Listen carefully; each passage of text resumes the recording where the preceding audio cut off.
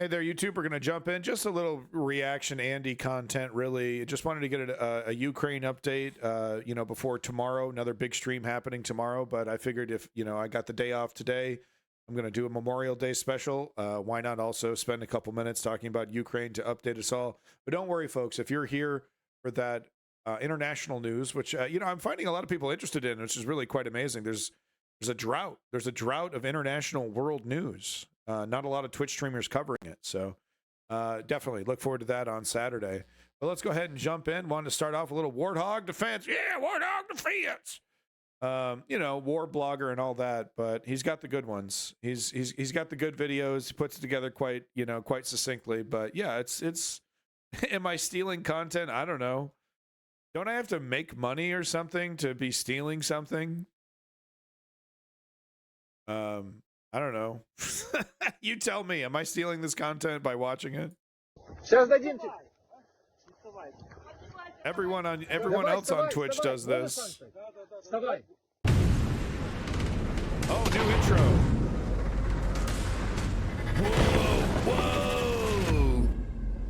Whoa. Russian resistance. Oh, that was super loud. Sorry. 37 buses east of Moscow. Sorry, Kim Goblin.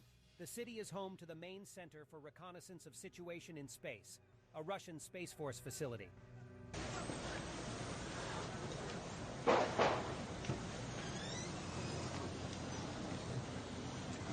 These look like buses. You're not going to get to space on buses, Russia.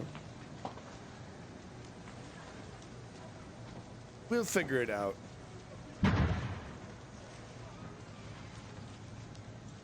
In Russia, bus take you to space. Remember those memes? I remember.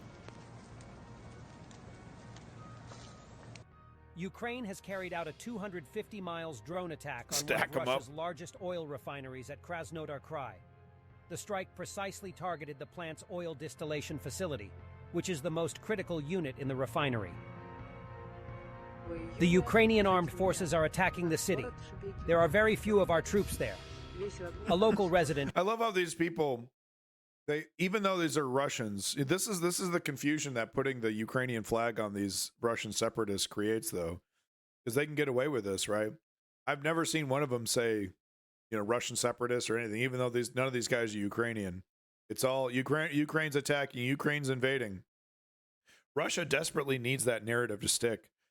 So that the defeatists and the wafflers, can finally, win the day and we should give Russia Crimea. Fucking cowards, man.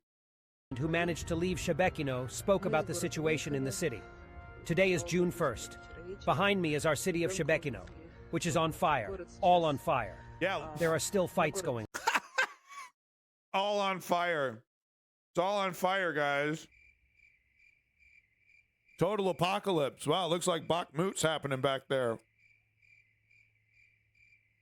Someone save her. Send the helicopters in. Oh, no. We left the city.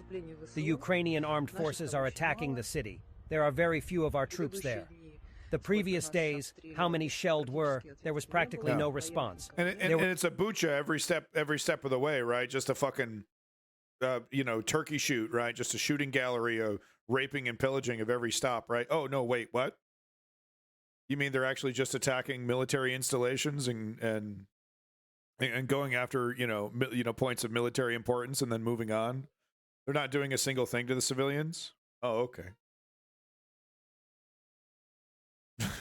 It's just a special, exactly. It's just another special military operation. So special. Isn't that great? We live in very special times, right? We got special interrogation techniques. All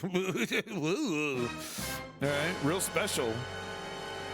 I just love this. My city's on fire. She's like, it's like, like a cow should walk by, man. There were no military men. We were left to our own. It got to the point that tonight people all fled. Now many remain in the basements. They cannot be evacuated, said a Russian resident of Shebekino. Кого-то эвакуировали, кто-то до сих пор там сидит под обстрелами. Oh my С нами God. все хорошо. Russian propagandists want to recognize Ukraine as a terrorist state and all allies of Ukraine as state sponsors of terrorism. They were Okay. saying it as Russia launched drones on Ukraine, killing and wounding civilians. They attacked us. террористическим государством. На сегодняшний момент can для you этого есть believe абсолютно Ukraine все attacked основания. us? Эти страны автоматически странами спонсорами терроризма. И они автоматически становятся They attacked государствами, us. поддерживающими терроризм.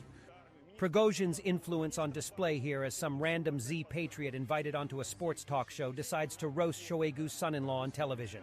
Алексей Столяров, да, муж Ксении The personal drama, the personal call outs and like social media fucking burns have to be the best part of watching Russia fucking, flop around. It's unbelievably petty. I'm talking Housewives of Moscow petty over here. I'm talking, I mean, these guys are little bitches, dude. They're like, your son was on social media. He said this. Oh, you have wooden cupboards. You have hardwood, nice hardwood cupboards and all this, all these criticisms. I fucking love it. Шойгу. Муж Ксении Yeah. Шойгу. Я попрошу grifters. от лица миллионов людей Yeah. не дискредитировать армию, Министерство обороны, министра обороны, которого мы все уважаем, поскольку нет у России больше They get to be on TV. They get to be, their opinions are heard. They get to be a celebrity. I mean, why does Ann Coulter continue to be the biggest fucking woo in the world, right? Because there's fucking money in it. Fucking Bill Maher over here, right? He couldn't be more wrong, Bill Maher, right? It's fucking money. друзей, кроме армии и флота. Это в истории сказано, императорами нашими. Нету ничего больше. И вы здесь сейчас рассказываете, какой вы поднимаете с колен Россию. Да если вы удалите свои все эти ресурсы, вы этим и поднимете с колен страну нашу. Нет, ну а как, Владимир, подождите. Что? Нам всех блогеров убрать вы предлагаете? Нет, не всех. Да, ну президент, говорим о президенте много. Президент поднимает планку, да, мы должны стремиться к чему? Нет, он не говорит, нет, президент, Владимир, должны нет, но стремиться. это согласен. Когда Он же не говорит, женатый человек, извиняюсь, когда женатый человек приглашает на свидание, делает ужимистое лицо, поцелуйчики, вы что, пидорас? Или вы просто пропагандируете однополые браки? Скажите, у нас запрещено это сейчас. What? Вы скажете, что это шутка была. Мужчина может пошутить, что он пидорас. Это не оскорбление, это диагноз. Может мужчина пошутить или нет? Я скажу, Владимир, извиняюсь, я ехал на программу, это не запланировано как было, это я ехал- связано, да, с вашей футболкой хотел, я ничего. Это с футболкой не связано, как и не связано. Surrender and live happily.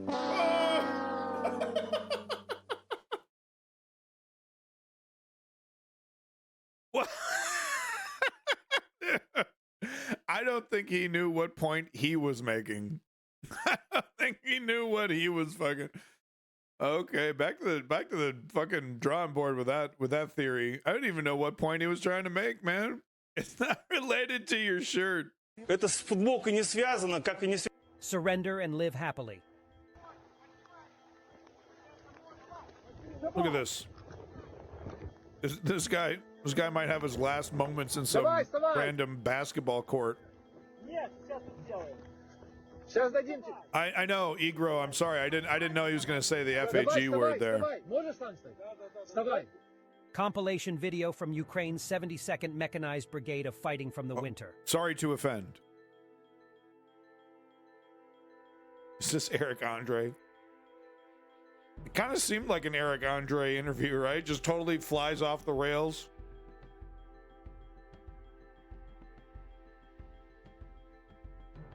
There goes another one. Button your shit up, Russia. God, I'm tired of seeing those videos.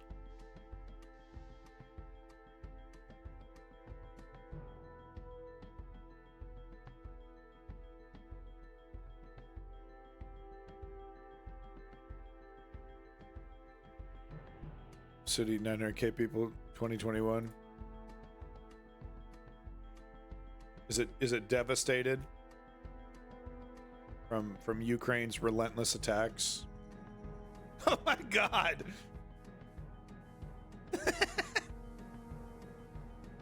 Wow. I should take a vacation there. Looks really nice.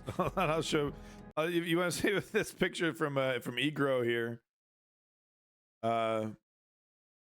Real. Look at real. I mean, it's kind of hard to tell from that distance. Let me see if I can zoom it in a little bit. This is Telegram, so it kind of sucks. No, I don't want to. See, I can't make this go away. But as you can see here, they have like some kind of tree growing out of the sewer. Is that what I'm seeing? Is that what's going on here? We've got a tree root growing out of the sewer. Yeah.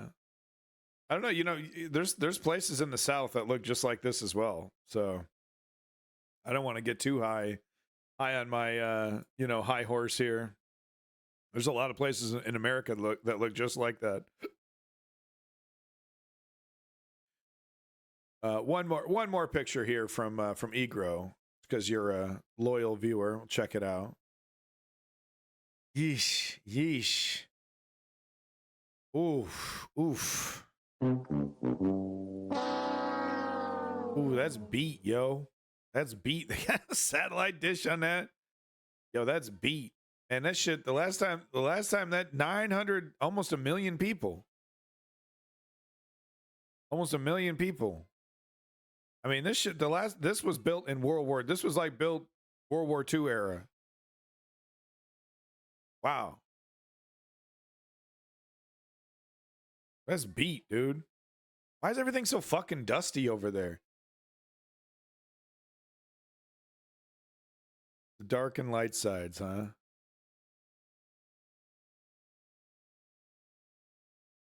Oof. Oof. It reminds me of my hometown. Yeah? I mean, look, people are just trying to get by. I'm not trying to make fun of poor people here. Okay? I'm just saying, like, the Russian government is failing its people, right? Putin is failing the Russian people, you know, sending them off on military adventures that they have no business being in. And, you know, where's the money? Where's the great Russian Empire? Look at the Golden Church. What is that? Is that the only building that's been upkept? Is the fucking church? Everything else is falling apart. I mean, this shit looks dilapidated, dog. This shit looks dilapidated. Am I tripping? Holy shit, man. These are supposed to be businesses and homes. Like, where's the great Russian Empire, right? And like I said, you could show pictures from the United States that look very similar. Just, you know, and I would say the same thing. Where's Uncle Sam? How is Uncle Sam going to let a town like, you know, fall into disrepair? It's shameful. We're over here spending money in Iraq and Afghanistan. We're still in Iraq, folks. We got bases in Iraq. There's been tens of millions of dollars getting dumped into Iraq every single year. What the fuck we doing in Iraq? Right? Same thing here. What the fuck you doing in Ukraine, man? This building desperately needs to be resited. This is like, bro, they're just throwing motherfucking sheets of metal over the rotting and decrepit roof. Yeah, wealth inequality isn't much a thing in many countries. No, it's so true. Lesbian Harry Potter. Awesome name. Awesome name. Well, thank you so much, Egro, for that digression. That is, you know, that is very telling, very interesting. But let's go ahead and finish this video here. You know, but I don't want to get too high on my high horse, right? The problem is wealth inequality everywhere, right? You know, class, right? No one wants to talk about that. Oh, that sounds like commie shit. Yeah, well, you can talk about class without being a communist.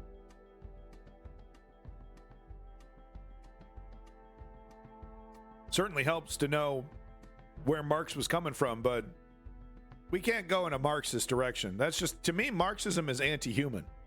With that said, we need socialism.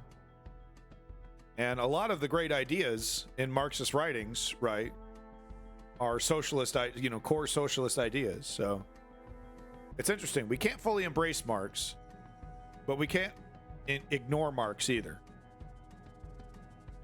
Places like this are not unique to Ukraine and Russia. Literally all former southern states, and that's a goddamn shame.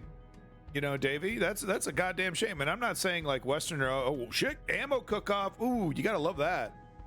Look at that. Ooh, that must feel so good as a drone operator. Look at that. Oh, watch right here. This one. hits it. Woo! Shoo! Oh, that's got to feel good. We might need commie shit everywhere. Global South needs money and global North less. Well, it's not, and this is the battle. This is the fight of the left, right? We need to stop equating socialist ideas with communist 1960s, you know, communism, and the Twitter commies are not doing anyone any favors, right? Posting pictures of Mao and Stalin and shit, you know, and hammer and sickle in their motherfucking, oh, so proud, hammer and sickle in their goddamn, you know, Twitter bio. No. We need to start talking about socialism outside of the context of communism if we're ever going to have real progress. Obama's the drone operator. Oh, no. Destroyed another Patriot. Yeah. No, I don't believe him. Unmatched strength and unity. Finish FA. I think the truth is that first one got damaged. They said they repaired it. We haven't seen proof of that. So now they've supposedly destroyed a second one. We haven't seen proof of that. So right now I'm going to call bullshit right now on this whole Patriot missile. You know, they were able to take them out. And even so, who cares? Military industrial complex loves it. They'll replace that shit in a fucking month. Blow them up, Russia. Gives a shit. We got more of these motherfucking things we know what to do with. We're ecstatic. We're ecstatic to be emptying our warehouses of some of this old ass shit so we can replace it with brand spanking new shit. We're ecstatic. This is a fucking discount war, man. It's a Walmart war. Taking Russia out on a motherfucking bargain war over here. You know, I'm not criticizing the, you know, sacrifices of the Ukrainian people. I'm just saying Uncle Sam isn't sweating right now. We're not fucking sweating. And that's not being privileged. That's just a fact. A-18S, United States Air Force F-15S, video, huh? and Let's see the Swedish video. JS. Gripens flying in close formation over the Arctic skies at Joint Training Exercise ACE-23. An impressive display of partnership and cooperation among friends. This war blogger is such a he's like a propagandist. Like some of the shit he gets his AI to say is like, whoa, buddy, slow down.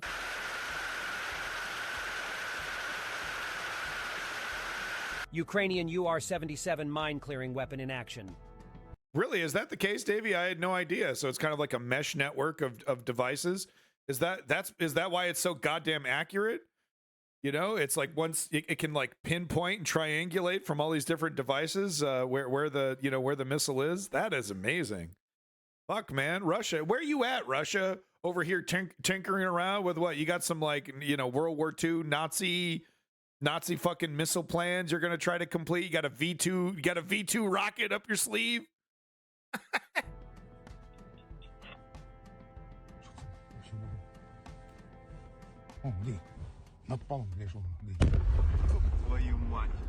I don't know. I mean, I don't think to answer. So Equaldar is asking an interesting question. Do I think Ukraine is proof of people gaining higher level of class consciousness?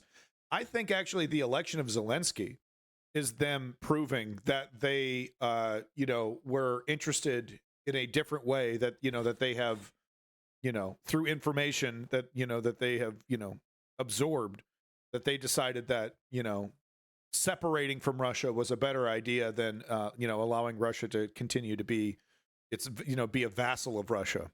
So I think that's at the point where if there was ever an observable upgrade of class consciousness, that's where it happened with the election of Zelensky there. Because I mean that, it's not like he advertised himself as anti-Russian, because you couldn't do that, right? But there was a very clear separation from the status quo with the election of Zelensky. God damn, look at that. Is that an ammo dump going up?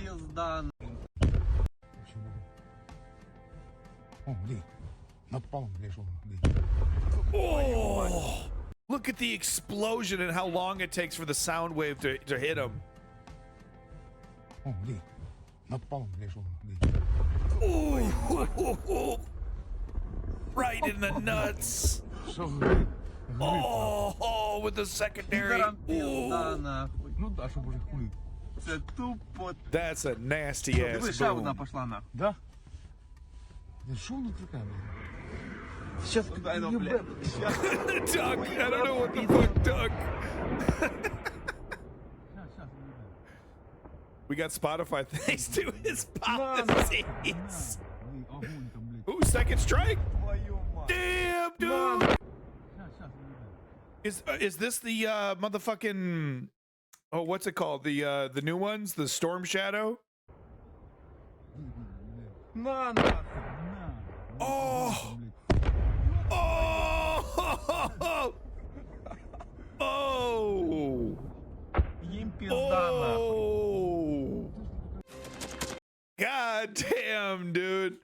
God damn. It's this interesting dichotomy, right? Because the military industrial complex is so powerful and so strong because of, you know, all this time and effort America has spent, you know, trying, you know, increasing its military and, you know, and I truly believe that the military industrial complex is not only justifying its existence with these boogeymen, but it's also testing itself out. It's sharpening its blade, if you will. And that's why I think they're so happy and eager to get involved with Ukraine, right? Because this is full-scale war. Can you, I mean, just picture the guys in suits over there at Lockheed Martin or whoever developed the Patriot system high-fiving at the idea of, you know, of like a real-world example of taking down a hypersonic missile, right? Did America make the Storm Shadow? I'm almost certain they did. That certainly sounds like an American thing. Storm Shadow missile. Hold on, let me get some tunage going here. There we go. No, it's UK, really. They developed Storm Shadow. Amazing. Davey here with a link, by the way. Welcome back, Davey. It's good to see you. Thank you for being here. And no problem, CEO Duke. Patriot. Okay, so this is how the Patriot works. Holy shnikes. All right, not to belabor, not to get into it too much here. War bloggers love this shit, dude. They fucking, you know, jerking their gherk into this kind of shit. All right, give me the goddamn picture. It's like, calm down. Calm down. You know, it's like Warhammer 40K to them. So we got a, so it's got, so there's only, I thought it was multiple units doing radar. So it's only one unit doing radar. But then there's a control station. Then the missile launchers are totally separate. So those are like wireless, yeah, microwave signal. Wow, so a microwave signal, not a radio signal. So that's much harder to jam, a microwave signal. So that's what's going from the control station to the actual missile pods. So you're telling me there, you know, Russia's patting itself on its back for blowing up one of these? This is the expensive shit. Egro over here asking the real questions, but this is the really expensive part. That's brilliant. Fuck, man, that's kind of brilliant. Fuck, because you could lose these all day. You could lose these all day, right? As long as you have this shit still working, you could still have command of the battlefield. Woo! Kilometers away from, yeah, with if you're using microwave, you could do miles. Yeah, you could get away with miles and miles, depending on the signal of the microwave and if you know, if you can catch each other. Wow, radar range 60 miles. Oh, that's honestly, that's not a fucking joke. That is not a fucking joke right there. That is legit. Microwave's also very directive, so less able to intercept, but requires line of sight. Yeah, it would require line of sight. Wow. I'm not trying to suck Uncle Sam's dick here. I'm sorry. I'm really not, but that shit's impressive. Okay? I mean, look. Davey, help me out here, buddy. Show me. Can you give me a link to that video where it's the soldier? He's taking a selfie of him and his fellow Ukrainian soldiers. And then he points the camera at the captured Russian soldier, and he literally looks like he's cosplaying World War II. He literally looks like he just fucking fell out of a time machine. And that's the whole fucking situation, man. Russia coming at this like it's the motherfucking 50s, dude. Like it's the 40s and 50s. I mean, you know, because we were all worried, like, oh, what were they up to in the Cold War? Apparently, jack shit. Where's the innovation?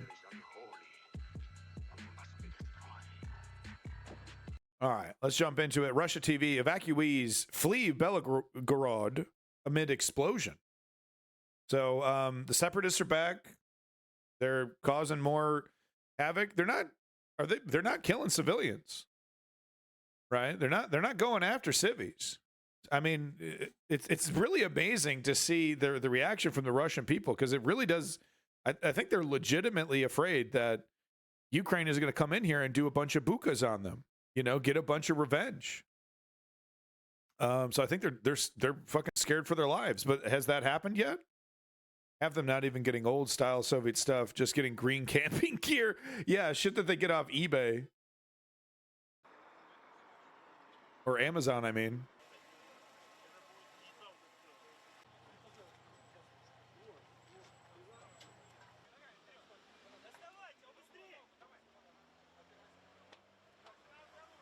Мне лекарства дома все есть. Вещи, мы без вещей. Вот все Well, bring наши your вещи. medicines Документы with you. успели оставить.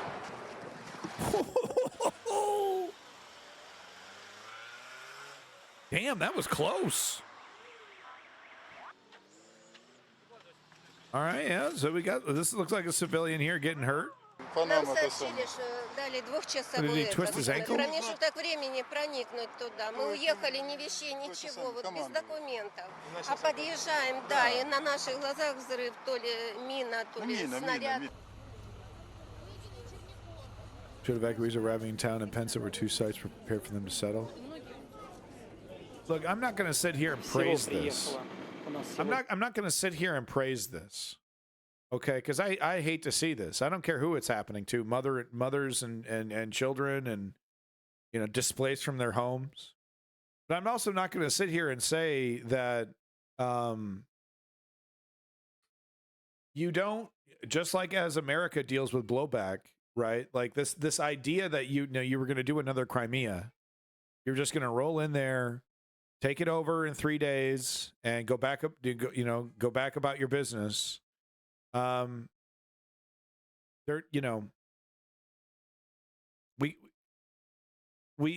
you allow authoritarians to get away with this, some of that, sometimes you're going to get splashback, sometimes you're going to get blowback, and this is the end result. This is the end result of allowing apathy to control your politics.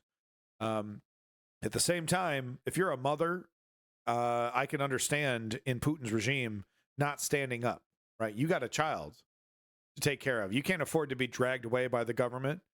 But there are a lot of people that are not mothers that could be sacrificing, that could be standing up and representing the mothers and fighting against Putin's regime.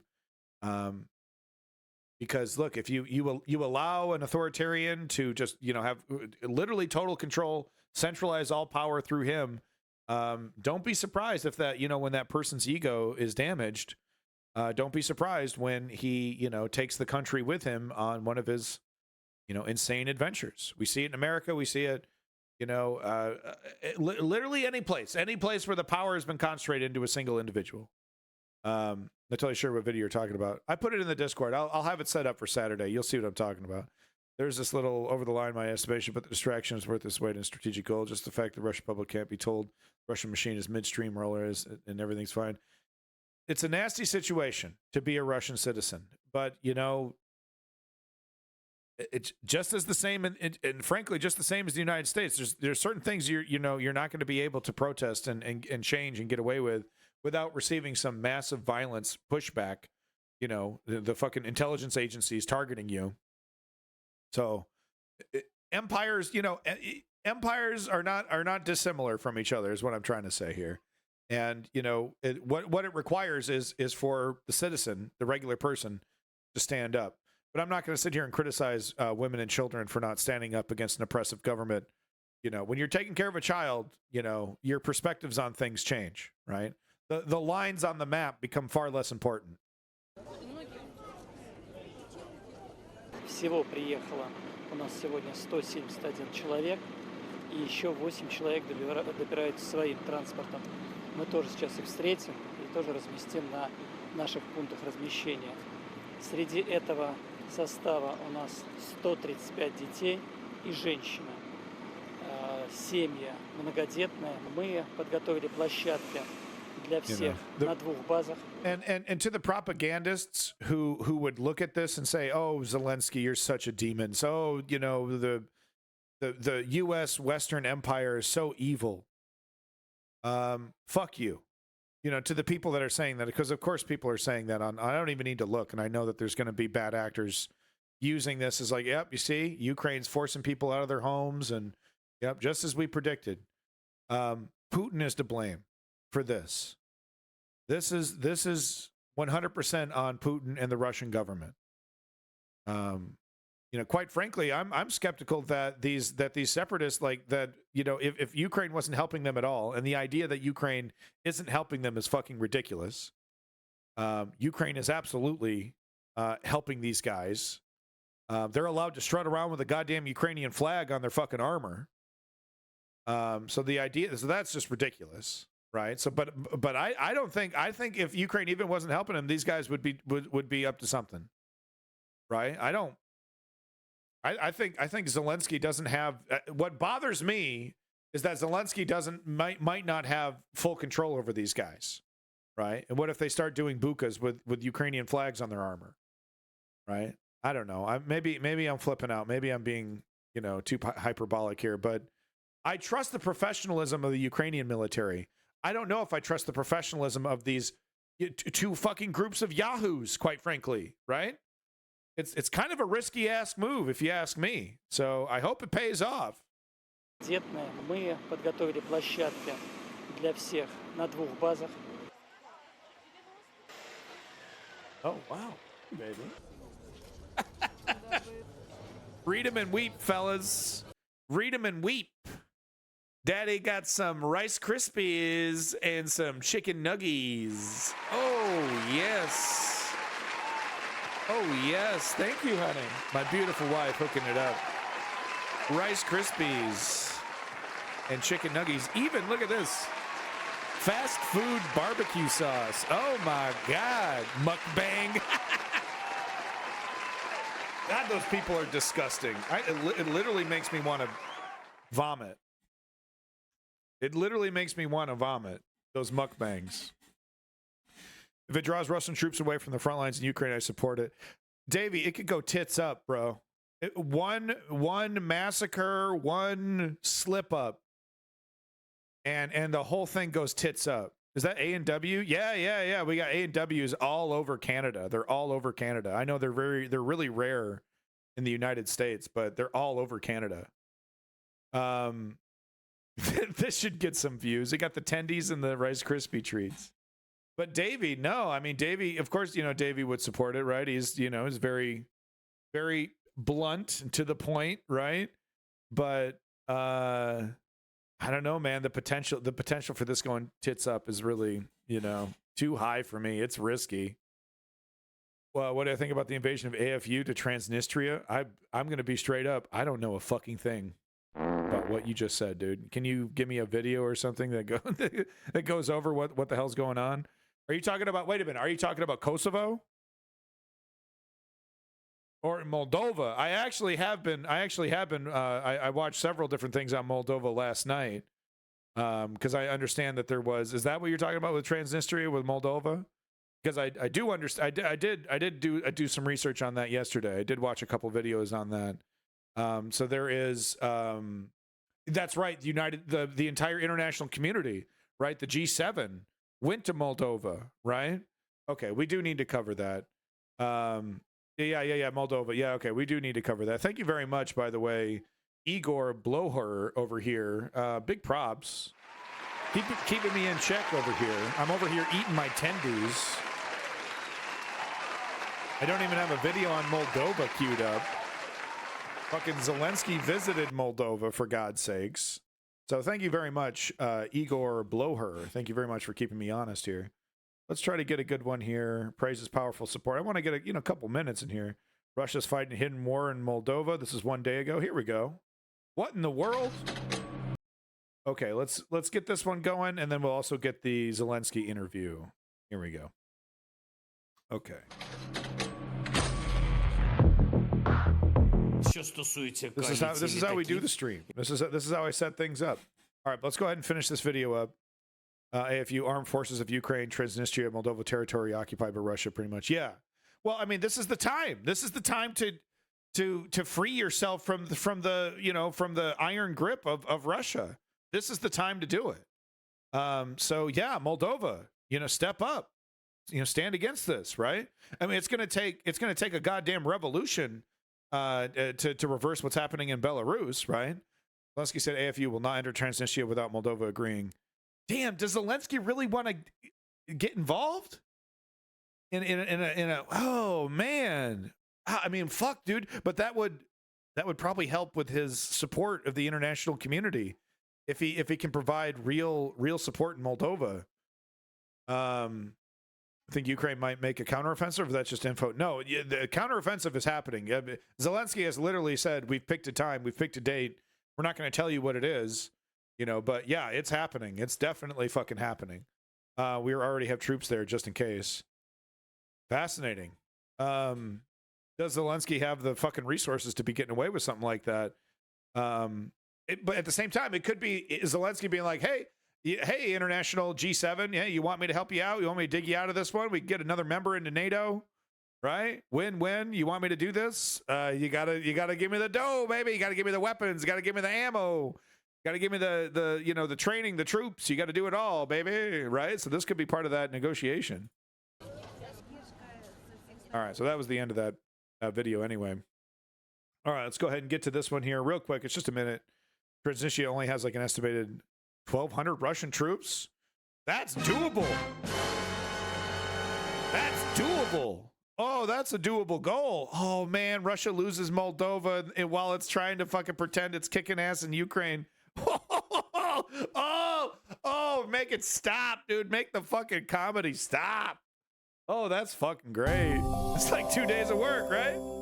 Yeah, dude, how many? I mean, so many. That's like a couple days in Bakhmut. So this is unable to shoot the drone with a machine gun. Russians left their nests and started running. I better get my censorship button. I watched this video. I didn't see any dead bodies, but just in case. You definitely see a soldier limping away.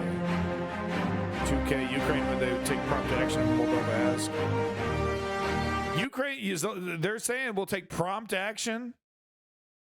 What, dude? Ukraine does a quickie liberation of Moldova while defending itself from Russia. Oh, thank you, Kim Goblin. Sorry about that. So Ukraine does a quickie motherfucking liberation of Moldova while they're pushing back. Jesus, Zoomers, fuck you, Zoomers, man. I got Iraq and Afghanistan. You get Ukraine? Fuck you, Zoomers. I hate you. Oh, just a motherfucking semi-charmed life, huh? Just a semi-charmed life over here. You Timothy Chalamet's over here.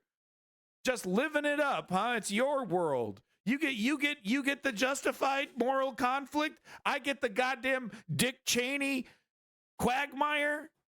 Man, fucking sick of you Zoomers, dude.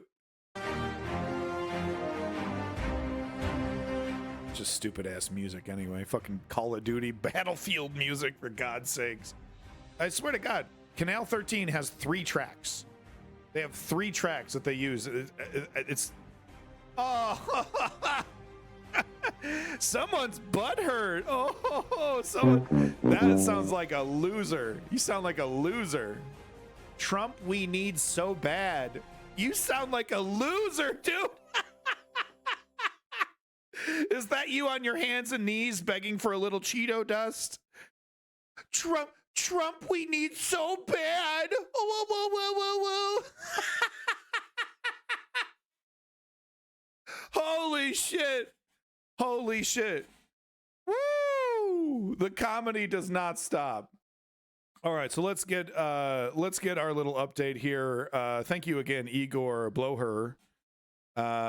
Thank you again for updating me. Yeah, there's a big deal happening in Moldova. Maybe I should fucking cover it, right? So let's get Zelensky's words here. Що стосується коаліції літаків, і тут для нас дуже важливо, щоб головну роль зіграли Сполучені Штати Америки, якщо ми говоримо про F-16, тому що це все ж таки це їх літаки, і незважаючи на те, що наші колеги, союзники готові нам допомагати, але все ж таки це Сполучених Штатів літаки. Але сьогодні я почув потужну підтримку, велику кількість країн і, що важливо, велику кількість літаків-винищувачів, які, я впевнений, на ближчий час під лідерством Сполучених Штатів ми об'єднаємо і зробимо цю коаліцію. І тому дуже важливо, щоб точно ми побудували такий Air Defense Shield, так? Для всього континенту. Почнемо з нашої території, бо у нас найгарячіше, у нас війна. І тому патріоти працюють. Поки у нас не буде літаків, нам потрібно більше патріотів. Okay, he's this creature has bored me. Trump, I'm going to give you one opportunity to say yes or no before I ban you. Would you like to play a game?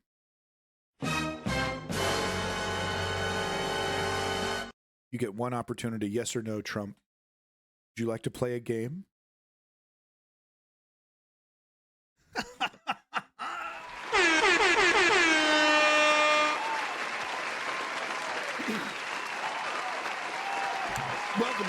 Welcome back, by the way, Panda Man. I got to apologize. I was watching my stream. I was, reviewing it, making sure I didn't make too many jackass comments. I was too mean to you. So thank you for coming back, Panda Man. And thank you, Trump We Need So Bad 2024. Welcome back, Woke Patriot, by the way. Welcome back, everybody. So nice to see everybody. But guess what, folks? We got a bowdy motherfucker who would like to play the game. Welcome to America's favorite game show. Are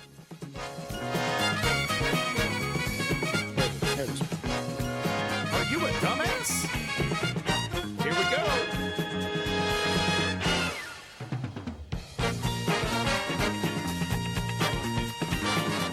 All right, Mr. We Need Trump So Badly. Here are the rules of the game. I'm going to roll the dice. It's going to select a grade between 1 through 5. I will then pick a question from the question box pertaining, associated with that grade. I will then ask you the question. You will have 10 seconds to answer that question. And if you do not answer correctly, you will be banned. Are you ready? Trump, he's already admitting he's a dumbass. Sir, you don't need to admit that you're a dumbass. All right, so here we go. First things first. Let's go ahead. Grade 4. Grade 4. And here we go, folks. Perfect. Right on top of the pile. Right on top of the pile. U.S. history. Grade 4, U.S. history. Here we go. Trump, we need Trump so badly. Here we go. This is your, right? This is you, buddy. U.S. history. You can do this. All right. We go 1 sec. Okay. All right. This is about the American Revolution. I mean, you can do this, dude. This is on you, baby. What the fuck is this? Bro, my phone literally just had a hard fucking crash. It's like doing some firmware update. I was going to use its flashlight function. I guess it's fucked. Holy shit, my fucking phone literally just... Okay, anyway. All right. 10 seconds to answer the question. We need Trump so badly. Here we go. During the American Revolutionary War, the Loyalists... Oh, we've already actually did this. Here we go. I just did that one. I thought I put it on the bottom. Hold on. Let me get you another U.S. history one here. This is a professional show. My God, there's a lot of math and English questions here in 4th grade. Earth science, social studies... I mean, that's U.S. history, basically. Social studies. Oh, there we go. There's another U.S. history. Not too many of those in the 4th grade. I don't remember that being the case. Okay. He's had a lot of time to think about it. He's had a lot of time to prepare. Here we go with your question. We need Trump so badly. You have 10 seconds. Abraham Lincoln delivered his Gettysburg Address in what U.S. state? 10 seconds.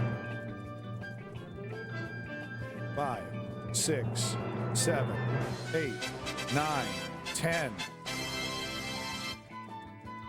Where's the answer? Are you still looking it up? We need Trump. Our Number one patriot, buddy. Our patriot, we need Trump so badly, doesn't even know where the Gettysburg Address was held. Bails, just leaves, says he's down to play a game, calls himself a dumbass, and then just leaves. Well, there you go, folks. That's your average Trump supporter right there. A coward, a self-deprecating loser, and of course, a dumbass. Thank you so much. We need Trump so badly 2024 for making a complete jackass of yourself and being today's dumbass. You dumbass. You're a dumbass. Such a dumbass. You're an ass. All right. Answer was Pennsylvania, Davey. You're 100% correct. 100% correct. You know why? Because Davey's not a dumbass. He's not right on everything, but he's not a dumbass. All right, thank you so much. We need Trump 2024. Ugh. Ugh. All right, let's get back to the Moldova situation here. Russia is fighting a hidden war in Moldova. This is a 8-minute breakdown by Channel 4 News. I reviewed this personally before showing this. I've seen every second of it. I did not just look this up 5 seconds ago. Yeah, I'm going to give him a ban once I get a second here, Igor. If I ask you to name a country partly occupied by pro-Russian forces, whose capital was allegedly the target of a Moscow coup, where airlines refused to fly because of Russian missiles, a country seen as a battleground for the future of democracy in Europe, then you'd probably say Ukraine. But that's not where I'm talking about. Because while the world's eyes are fixed on Ukraine, all of this is happening just next door in Moldova.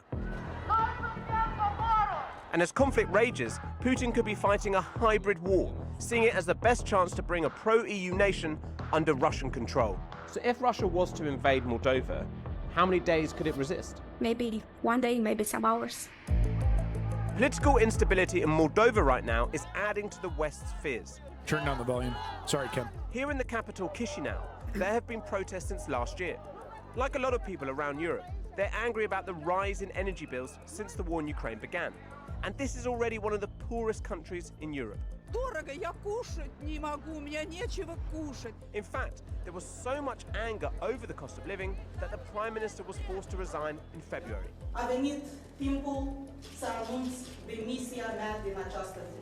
But here's the thing. Moldovan and Western intelligence says that Russia is behind these protests. They say that agents from Moscow are inciting, exploiting, and encouraging these demonstrations, even paying people to protest, because they want to create a conflict, a coup, a revolution in Moldova to destabilize the country and bring down the government. There are even reports that this Russian plot is being run from the UK. And it's all happening right now. What? At this protest in Chisinau, Moldova's head of police said his officers stopped a Russian-backed group from causing mass unrest. Top Moldovan officials accuse Russia of fighting a hybrid war in their country. Today, Moldova is facing hybrid threats. Protesters who are paid and supported by Russia who try to bring violence on our streets. The term means using military and cyber warfare alongside a propaganda and disinformation campaign. Ukrainian and American intelligence agree that Moscow is doing that right now in Moldova. And secret documents leaked in March seem to reveal a plan to install a pro-Russian ruling class in Moldova by 2030. We always knew that Russia have a sort of plan to keep Moldova in its sphere of influence, to support the pro-Russian political forces in Moldova. And this all comes at a time when Moldova has its most pro-EU government ever, led by President Maia Sandu. Și că generația noastră va duce Moldova în familia europeană. But remember, Russia denies that it's up to anything in Moldova.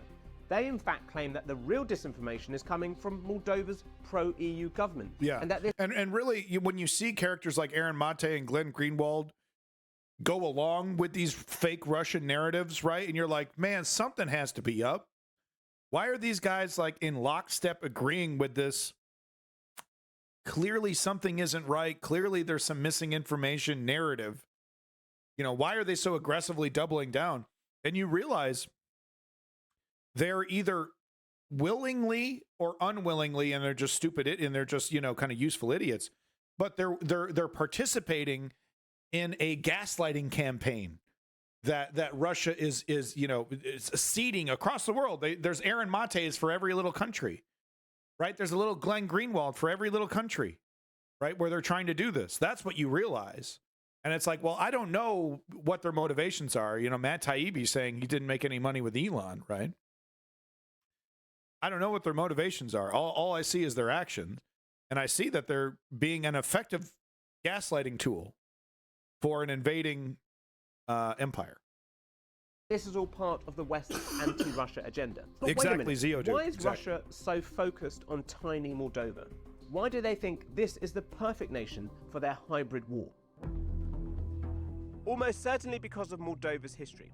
Its origins go back to the Principality of Moldavia. I know. From the 18th century, numerous empires fought over the region, and eventually Moldavia was divided.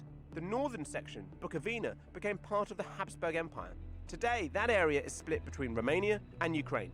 The western section unified with the neighbouring region Wallachia in 1859, and that region now forms the basis of the modern Romanian state. And finally, the eastern section became Bessarabia as part of the Russian Empire in 1812. That region is what we now call Moldova. So would you say in a sense that Moldova has sort of been caught between both the Russians and the Romanians? Welcome back, Al Rakabi. You would be right in thinking that it's a contested periphery, that empires, the Russian Empire, the Soviet Empire, were kind of claiming and reclaiming this territory. The Russians are even closer than you think. They aren't thousands of miles away on the other side of Ukraine. They actually have forces inside Moldova with a huge amount of ammunition. Let's go back to those maps again and let's talk about Transnistria. We need to take things up to the present day. Bessarabia declared itself independent following the Russian Revolution, becoming the Moldavian Democratic Republic, then forming a union with the Kingdom of Romania. But not everyone agreed with independence. This area, called Transnistria, stayed part of the Soviet bloc. Then in 1940, the Soviets retook the Democratic Republic and joined the country with the Transnistria region. Zoom forward half a century, and after the collapse of the Soviet Union, Moldova declared its independence in 1991.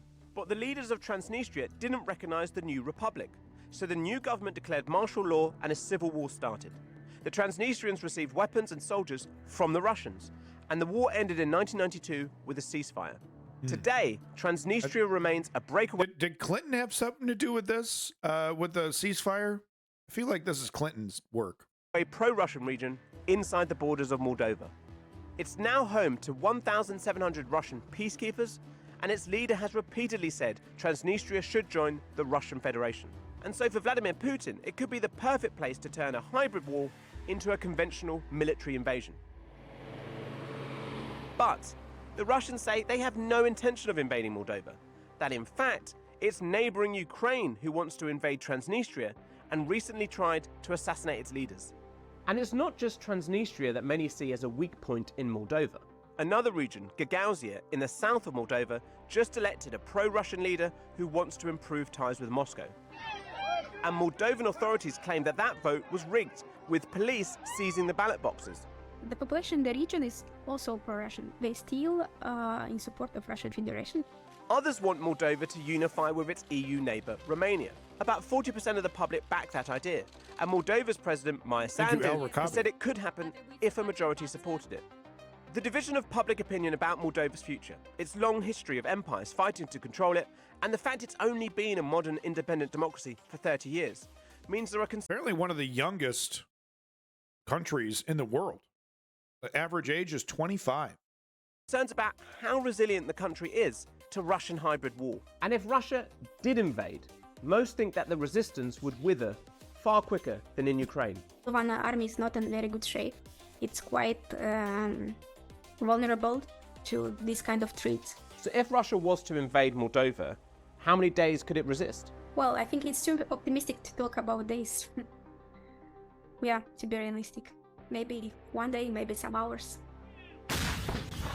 For now, the war in Ukraine is a useful buffer for Moldova, protecting the nation by keeping Russia's military busy. And arguably, what's seen as a weakness for Moldova, its history and its plurality of ethnicities, that's also its strength. The idea that a variety of different groups can live under one nation, a country that wants to be part of the European Union. Within that plurality and within all of those questions about who we are, The Moldovan kind of political project is a way to kind of answer those questions, to say we believe in this kind of state.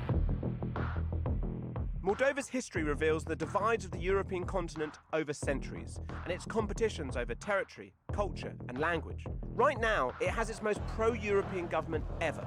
Perhaps it's no surprise then that Russia is targeting it with a hybrid war. But the stakes for Europe and the West are high. Even if a ground war doesn't come soon, it represents a European democracy facing disinformation and sabotage. With Europe and the United States so focused on Ukraine right now, will they forget its neighbor and risk breaking a key link in the West's defense? So intense.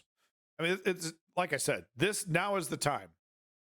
You know, if you are a country, Belarus, another great example, right? But Syria, another great example of the U.S., the Russian military, you know, causing trouble. Now's the time to separate. You know, separate yourself from this empire, and it's got to be very exciting, you know, to be, you know, to see this, to see the Russian Empire get checked. Up until that convoy was getting its ass kicked, the one that was on its way to Kyiv, up until the point where that convoy was getting its ass kicked and it had to turn around, it was a assumption that Ukraine was over with. Moving on here, Russia claims it destroyed Ukraine's last warship. I mean, does that even matter?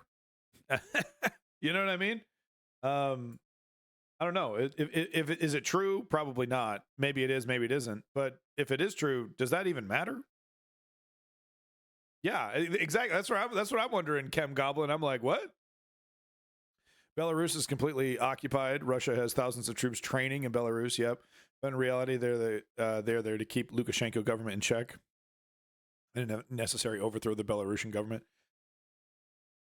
I wouldn't put it past him. That does seem to be the case. It's far too important to lose to democracy, right? Putin isn't going to just allow a democracy to escort his army out of Belarus. That's not happening. That is not happening. But let's hear what this has to say. So apparently Russia sank Ukraine's last warship. Oh no, it's over, guys. Pack it in. Pack it up, pack it in. It's over. The bear has been awakened. Russia's defense ministry saying Wednesday its forces have destroyed what it describes as Ukraine's last warship, located in the port of Odessa, in a missile strike earlier this week. No immediate comment from Ukraine on the status of the vessel. This spokesperson out of Moscow also claiming Russian troops have pushed Ukrainian forces out of several spots in Ukraine's eastern Donetsk region, and the Kremlin sharing fresh concerns about Ukrainian shelling of the Belgorod region, a border province which has repeatedly come under attack from Kyiv's forces in recent weeks. According to Russian officials this is city news. This is Western news now repeating the narrative that Ukraine is attacking Russia on Russia's territory.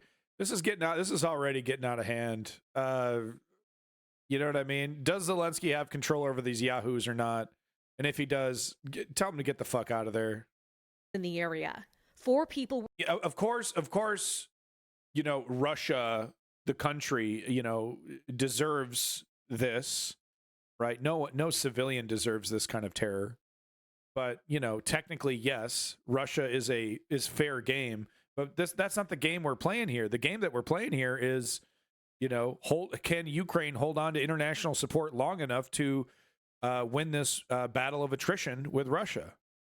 And skirting around and fucking around with civilians is a good way to lose France and Germany really quick, man.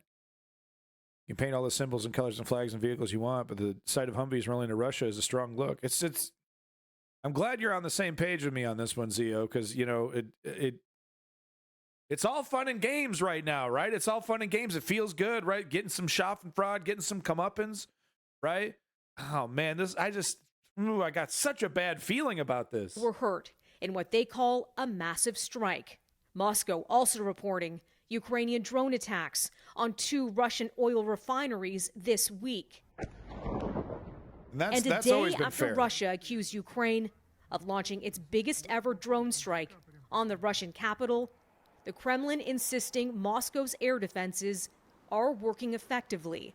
But there is room for improvement, they say. The updates coming as Ukraine, which continues to be under Russian assault, is still believed to be preparing So a fucking crazy, counteroffensive dude. What? aimed at putting an end to the more than 15-month invasion. I think it was like a disabled or shot down missile. Obviously, there's no detonation, but Jesus Christ. I mean, look at this, dude. Look, you can see the missile in mid-air. Let's just slow it down. Oh, dude, it hits the traffic light. Dude, right next. This person would have been smoked if this ordinance was like still active. Patriot missile booster, yeah. Pretty sure that's part of a Patriot missile. They have stages. Do you think Ukraine will be able to defend the southern region better than the eastern region? That's a really good question, Panda Man. I'm not going to sit here and I mean, because like the Dnipro River, Kherson, there's a reason why they haven't crossed that bridge yet. They're going to go around the river. That's why they're going to Melitopol, and then they're going to hit it. So let's see if they can make Melitopol a success. If they can make Melitopol a success and split the Russian army in two, I think and the sky's the limit. I think anything's possible. If they can't secure Melitopol, if Melitopol turns into like a Bakhmut, like a 8 month quagmire, where no progress is made in any direction, we're gonna see international community starting to waver, no doubt about it. Thought it looked like it kind of looked like it does, but maybe it has a pointy end, right? Maybe it has a pointy end that goes into Russian assault. It's kind of hard to tell. Maybe there might be a pointy end there. I mean, it's coming straight down, though, Still believed to be dude. Counteroffensive. Oh, dude. Aimed at putting an end to the more than 15-month invasion.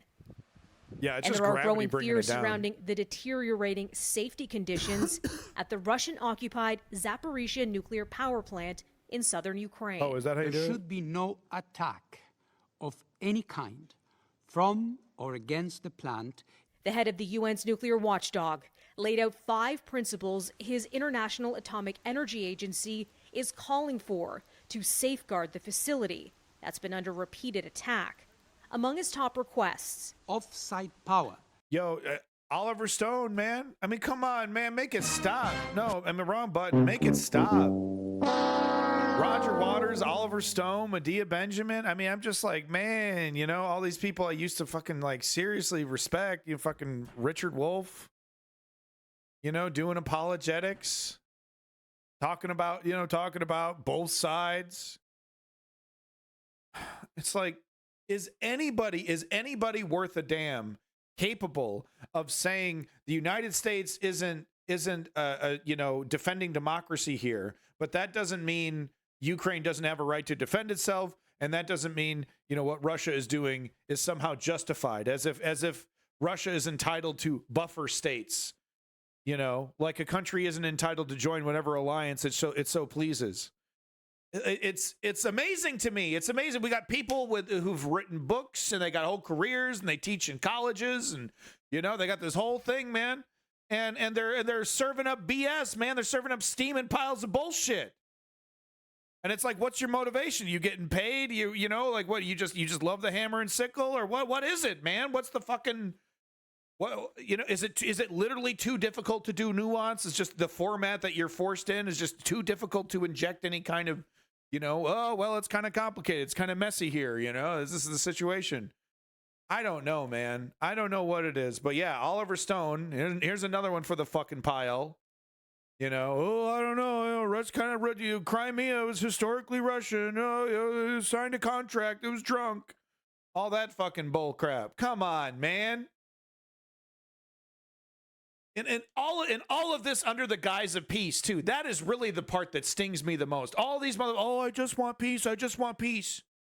Really, a peace created after a conqueror conquers is really the kind of peace you want, huh?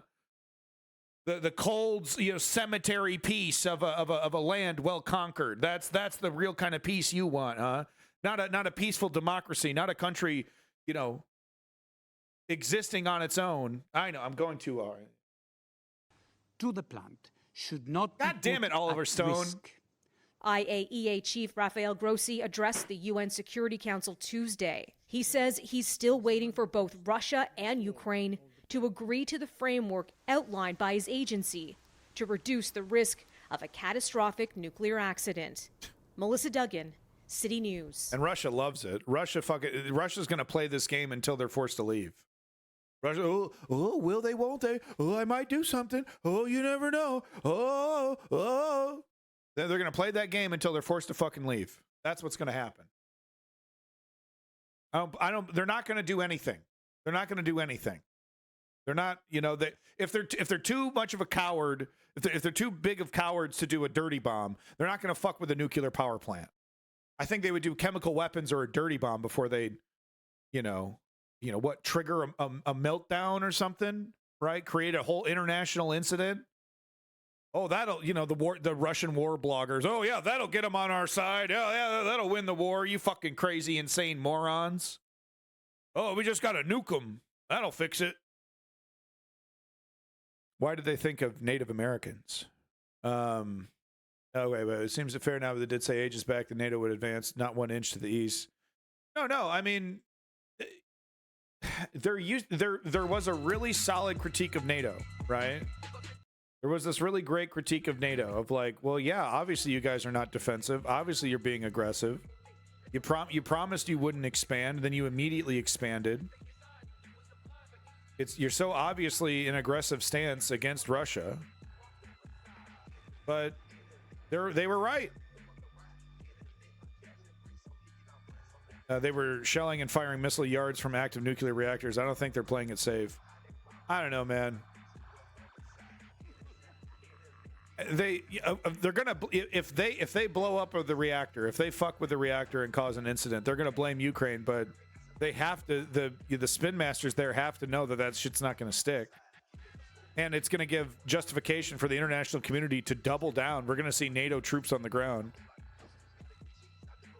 But yeah, I think you missed my earlier comment. Do you think UK will be able to get a Moldova-style deal where they can rejoin the European Customs Union even though they're not an EU member state? Well, I don't. I'm not going to sit here and pretend like I have a such an understanding of politics over there that I could make that prediction, Panda Man. You ask very intelligent questions. So I'm not going to sit here and pretend like I have an answer for you. But I will say though is that working with Ukraine and allowing Ukraine to liberate them, and that's a big step forward in terms of joining the Western Alliance, the EU and NATO and all that. So it's opening the door to that possibility. I can say that confidently. I'll say that confidently, but I'm not going to sit here and say I don't know, because I don't know what the corruption is in Moldova. I don't know, what's the tit for tat. Does the EU have some kind of problem with Moldova? Do they want to? Who knows, right? There's a million different reasons. But I will say that, if you're on Team Ukraine right now, that's a good side to be on, right? You get the attention of the international community to be on Team Ukraine. It would be a massive win for the Western Alliance and Ukraine to do a quick little liberation of a young upstart country, right? You know how good how that PR would look? You know how many world leaders want to get down on that shit, right? A fucking risk-free liberation of a country. Oh, sign me up. That's going in the highlight reel, right? Can't just blow one up unless you're inside. Russia will find a way. They just some Russian commander just kicks down the door of the nuclear reactor, starts dumping vodka on all the fucking control panels. This is for Russia. It's like, that's not how this works, man. It's how it works in Russia. Was kind of key part of Brexit. What? The getting friendlier with European with like what ex-Baltic states or what? Was that part of Brexit? Last nuclear power plant disaster was caused by a wave flood. Yeah, Fukushima, right? Yeah, so don't. And Japan apparently has a couple other reactors right on the coast, just like Fukushima was. Pretty frightening. The global radiation went up after Fukushima. No, leaving the customs union and trade was part of Brexit. Ah, yeah, okay, yeah. Isn't that hilarious? Okay, we can't get on a Brexit tirade. We got to keep moving here. We can't be talking about Brexit. All right, this is really great. CBC doing kind of a breakdown. Broly over here, just random fucking. Yeah, do not click on that, dude. What is that? A Rickroll? It's either a Goatsy or a Rickroll. It just turns out to be an economic failure. Yeah, it turns out no one could have predicted that, Panda Man. No one predicted that one. That was a big shocker. Brexit being, being a massive economic failure. Big shocker. Same wave at the other reactors on the coast. Fukushima was a bit unlucky in how things played out. Yeah, I think. All right. That link is a song. Oh, okay. Should we play it? Should I play it? Let's play it. I'm curious now. Chem Goblin checked out the link. Now I'm curious. I want to see here. See what we got. Oh, okay. All right. Let's have a listen here. Yeah. Jebać Putina, rosyjskie ścierwo, jebać do bólu, niech liże perło, jebać za wojnę na Ukrainie. Tfu, ty skurwysynie, z kurwami jazda, zero litości, jebać do grobu, zatem... What happened? What happened to my stream? What's going on? Oh, what's going on?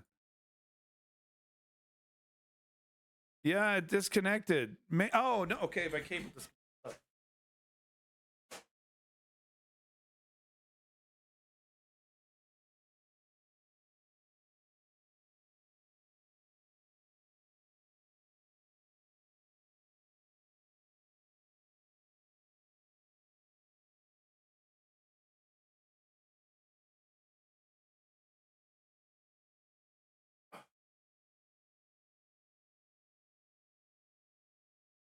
My internet's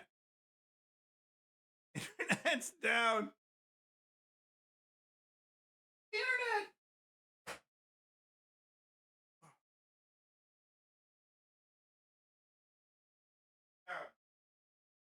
Oh.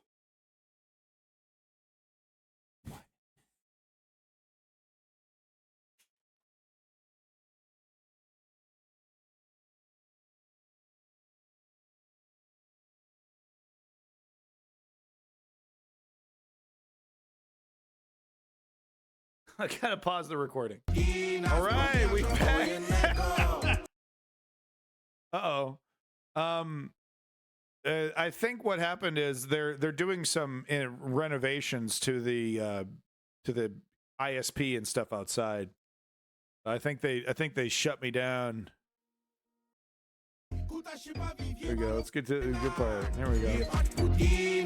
Thank you for coming back, everybody. Big props if you're coming back. Big props. The man tried to shut me down. The man tried to shut me down. They can't shut me down. You can't stop this underground news movement. You can't stop this. All right, hold on. I'm just refreshing all my spoofs here. This is a great song. I like this song. What are they saying? What are they saying in this song, Chem Goblin? All right, hold on. We're getting this ready. Hold on.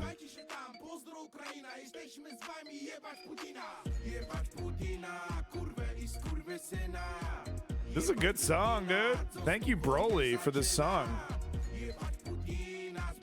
We're doing a Taiwan segment this stream. I wasn't planning on. Is there big news out of Taiwan? All right, almost done here. 1 sec. There we go. Oh, it's called Fuck Putin. That's great. I wasn't planning on doing a Taiwan stream, but I could do a Taiwan update if there is some relevant news. I understand China recently, said that they absolutely a military solution is on the table. Yeah, whatever. Whatever. I'm not sweating. I'm not sweating about Taiwan. If China wants to keep its little position, in the world where people pretend that, somehow China is going to take over the world, they better not try to take Taiwan, because they will get chin checked, Russia style. New trade deal signed as Russia's tensions rise. Yeah, Taiwan. Yeah. Well, I thank you for that link there, and I suggest people click on that if they wish. But that's not big news to me. I mean, it's China talks shit. China wants to talk shit. China talks shit all day, right? China talks shit all day, and then trade $1 trillion in dollars, right? So I'm not too worried about it. If China rolls up with the boats, right? Okay, that's a different story. All right. Getting back to Ukraine finally here, the atrocities of war from the eyes of a Ukrainian photographer. This is a great piece here, going over a great interview with someone who's been there for quite a while, since the very start, and some really amazing photos in this piece right here. Definitely recommend watching it. So let's get to it. The port of Mariupol was the first city struck when Russia launched its full-scale invasion of Ukraine. Civilians were hit hard, and photos of the attack captured the devastation, the loss, and the endurance, revealing to the world the horrors of this war. This photo was taken by my next guest, part of his reporting called Mariupol Maternity Hospital Airstrike. It won the top prize in this year's World Press Photo Contest. Evgeny Maloleka is a Ukrainian photojournalist. He joins me now. Evgeny, it's nice to talk to you. Thank you so much. Thank you for the invitation. Looking through your photos, what strikes me is how many children you see. Some of them with blood on them, some of them sort of clinging with toys in a bomb shelter overnight. What do you want people to learn from the images that you've captured? When we saw our eyes, these kids breathing by their parents or by the medical workers, children trying to save them, we were like mostly crying in there. This is a deliberate strategy by the Kremlin. This is a deliberate strategy to target civilians in an attempt to terrorize the Ukrainian civilians into bending the knee for an invasion. Right? When you cut through all the bullshit, that is exactly what the fuck is happening here, and it's shocking. And we still don't understand why it's happening and why kids, they should not be there. They should not see it. It should not, pass away in front of our eyes. But it happened. And the doctors tell us, show this to Putin. He might see that he is killing our kids. And it's, in the end of the day, he doesn't care. Each day. So it's really was hard to understand why it's happening, and why it's happening for the 15 months already. And like today was 2 kids were killed on the strike on the Kiev. It's very hard. Like 2 days ago, I was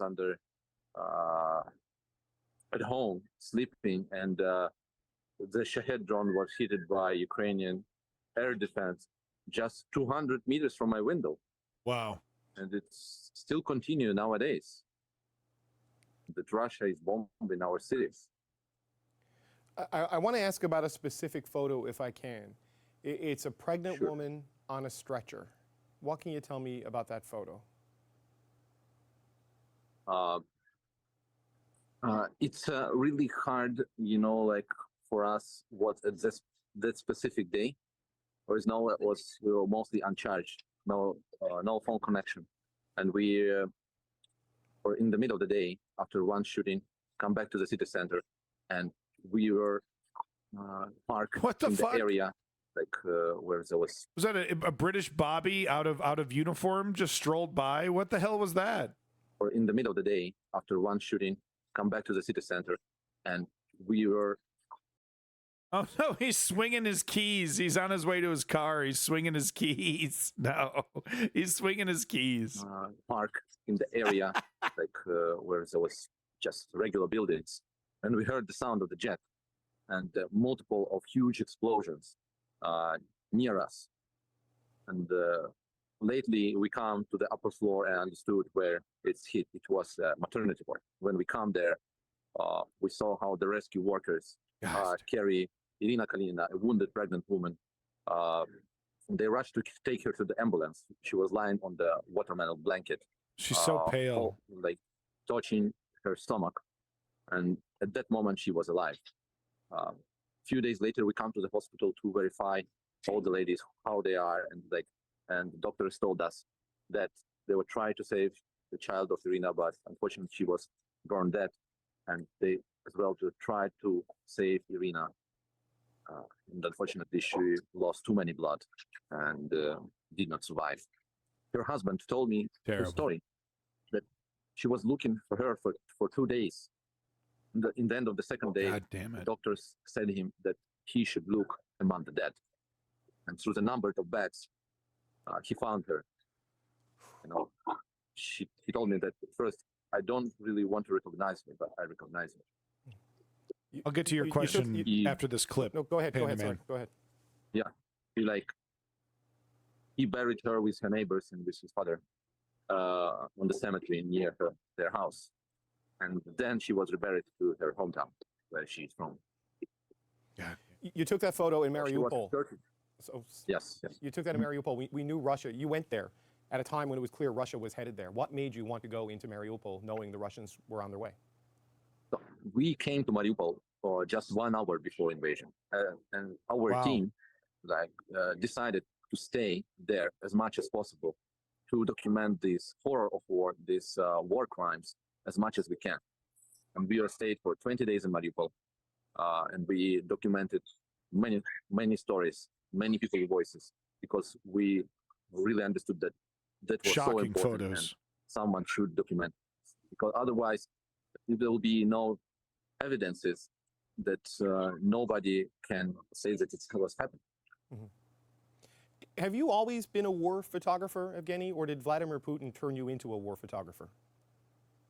So the situation, after Euromaidan in 2014, turned our lives in a different perspective. And after coming back from the referendum, so-called referendum from Crimea, we understood that Russia will do something bad to Ukraine. And it's happened. And that's how I automatically, like many other Ukrainian photographers, switched from the press photographer to the war photographer. We didn't choose this, path, but the situation changed us, and we might react on the situation. And because as well, especially nowadays, I think, information is really important, and especially fact-check information with the journalists who've been on the ground and saw everything by their own eyes is really important. Yeah, absolutely. How does it feel to cover a conflict like this in your home, in your own country, right? I know a lot of people who have covered conflicts and gone overseas to cover war. Yeah. You may be the first person I've spoken to who's covered the conflict in their own home. Yeah, it'd feel unreal. I can tell you that sometimes it's hard and easy. It's easy for you to navigate in the country. You know that where is the story. You know the people. It's easy to communicate, but it's really hard to understand that you have so many friends who give their lives to resist Russian aggression. It's really painful to see that your friends or relatives being under the torture, who decided to stay on their homes. Bombed hospitals in the occupied territories. As you said, just as a final point, we're 15 months into this now. The spring offensive is due to happen at any point, we keep hearing. What's your sense of where this conflict is at this point? Do you think it's any closer to a conclusion? Didn't know that.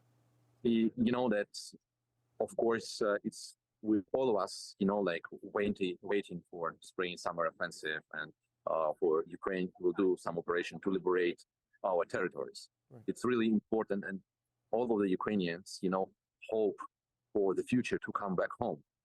but it's so insane that the escalation is growing and going up every day, by waves, of course. And all of us, as I told you, want to come back home, no matter how it will cost us. Evgeny Malolek, thank you for your time. Thank you for your awesome, real awesome person right here. Great job. Great job. He heard the clarion call of duty, and he jumped, and he provided us really with some absolutely shocking photos. I mean, this one is really. I mean, what do you say to that? This poor woman, with with all the possessions that she could possibly carry. I mean, think about it. You're going to some place. Maybe you've never been there before. Maybe you only visited in a vacation, and now you're living there. Right, and we got the soldier in the background, and look at what the artillery does. Look at all these little pockmarks, right? The shrapnel, the whole facade of the building, crumbling into a pile right here. Exposing all the windows shattered. Oh, and this was the start. This was 15 months ago.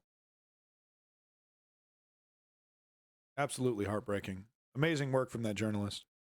Moving on to our next clip here, Russia-Ukraine war, renewed fears over Zaporizhzhia nuclear plant safety. So we were just talking about this. Very astute chatters here, talking about this situation. Like I said, I'll double down. Like I said, thank you for following Froggy Frog. Very much appreciate it. But, like I said, I think Russia would screw around with a dirty bomb, before they screw around with the whole nuclear power plant. And the reason why I would say that is control. Right? If you're going to use radiation to terrorize, it's not a good look when that radiation starts wafting into China. You know what I mean? It's not going to look very good when it starts wafting into Belarus. Because you blow up a nuclear power plant has a meltdown. It starts throwing up radiation. It really is just wherever the wind blows. Right? It could go in any one direction. You don't have any control of that. So if you're going to use radiation to terrorize, it would be much smarter to, use it in an isolated sense. Hell, maybe, a crazy idea, Putin, maybe actually use it against troops instead of civilians. Right? But of course, we know how the Russian military likes to operate. They do some kind of, terror with radiation. They'd have to do it to women and children. Right? We got to really make sure the terror hits home.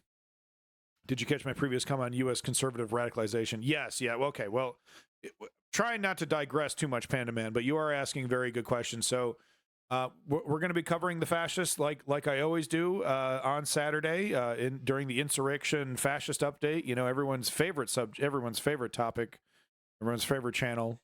Sorry, my baby is crying, and it's very distracting. It's hard for me to keep a flow going. But to answer your question, I mean, the logical conclusion of the rhetoric is violence, right? They're using this rhetoric because it gets them clicks, it gets them attention, it gets them headlines. The left starts talking about them. All of a sudden the left is talking about Michael Knowles now, right? And that's good for them. It gets more viewers, gets more money in their pocket.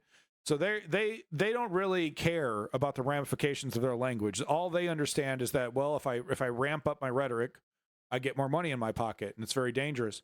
But there is a logical conclusion to this language. We've already seen it. LGBTQ plus, people have never been more in danger of physical violence. It's a very real. Stochastic terrorism is very real. It's the end result of that. And how do we stop it? How do we fight it? Well, we do it with nonviolent direct political action. We do it by following the 3-step program.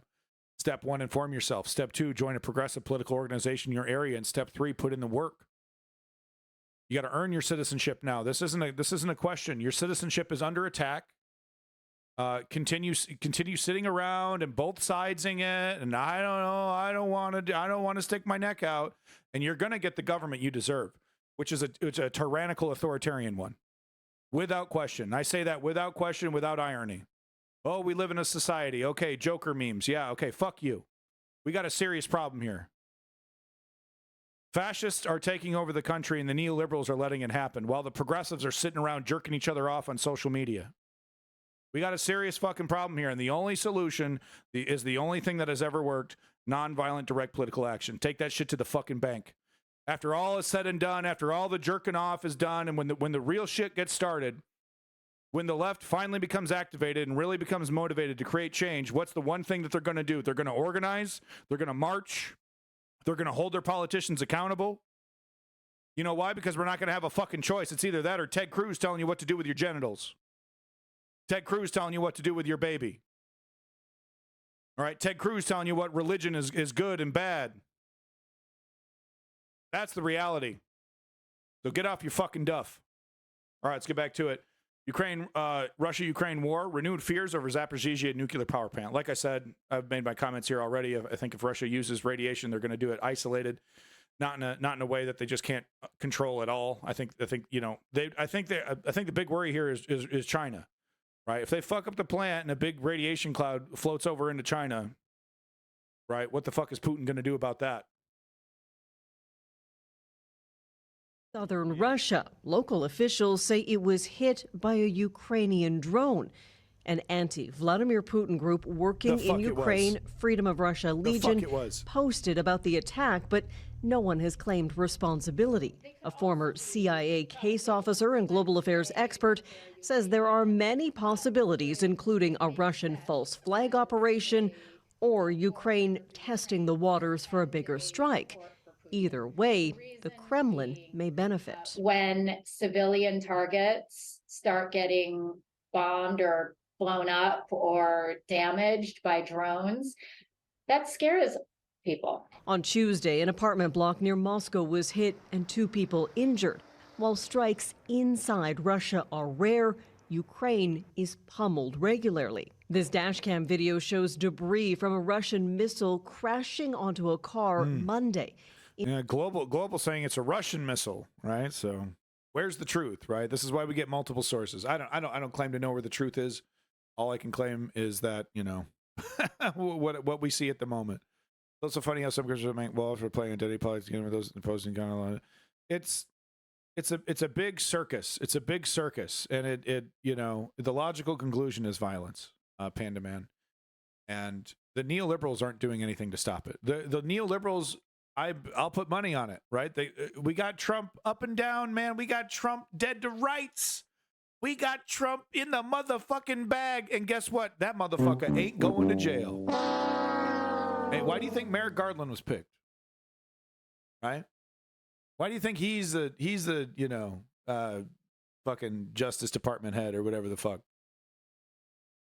Why do you think it's him? Neoliberals are cowards, and they're allowing fascism to fester. A lot of things going zoom in the sky, that's for sure. That is for goddamn sure. In May alone, the capital endured 17 Russian air assaults, leading to praise from Western leaders. This is due to this Ukrainian commitment and their ability. That was sweet. That was sweet. At the last fucking second. Look at that. From Watch Western that. leaders. This is due to... Boom, dude. Yes. I don't know if that's Russian or Ukrainian or whatever, dude, but that is awesome. This Ukrainian commitment and their ability to be strategic, smart, brave, and perfectly well organized. What the streets will look like when the highly anticipated Ukraine counteroffensive begins, no one knows. Sorry, Kim Goblin. But there are fears about the safety of Europe's largest nuclear power plant. We are fortunate that a nuclear accident has not yet happened. Rafael Grossi, speaking at the UN Security Council Tuesday, proposed 5 principles for the Hey, it's your boy Lenny from South Boston. Go Sox. Lenny is, of course, the #1 financial contributor to the News Underground. Thank you so much. Hey, and make sure you check out the Discord for an exclusive picture of Lenny with his, I mean, the classiest car I've ever seen in my life. Apparently, that was the car his dad gave him. Man, I tell you what, I can tell you one thing. My kid is not getting a car that, he's getting the Honda Fit. He's getting the Honda Fit that's 3 sheets to the wind. So make sure you check out the Discord if you want to see that exclusive photo in the general section. Protection of the Zaporizhzhia power plant, including no attack on or from the plant, and no heavy weapons such as multiple rocket launchers be housed there. So far, neither side has signed on. Panda Man. Crystal Gamansing, Global News, London. Panda Man, the party pooper over here. How about no? How about quit being obnoxious? Get the kid human-centric infrastructure and a bicycle. I'm going to give him a swift kick in the ass. He's already grounded for 600 years. You know, he just shits his pants every single day. He just shits all over the place. He's fucking grounded. Ukraine, Russia, over there in Ukraine, Russian missile attack kills 3 in Kyiv on International Children's Day. So that's the message that Putin wants to spread. Oh, you like your holidays, huh? Well, I'll take away your children. Zeoduke, I've asked him several times not to do that, and he just keeps doing it. I mean, fresh out the womb, you know? Doesn't even fucking listen to me. Be paying for poop. I'm telling you, he's paying for every one of these. I have to, like, there's like 5, I got like 3 or 4 or 5 a day.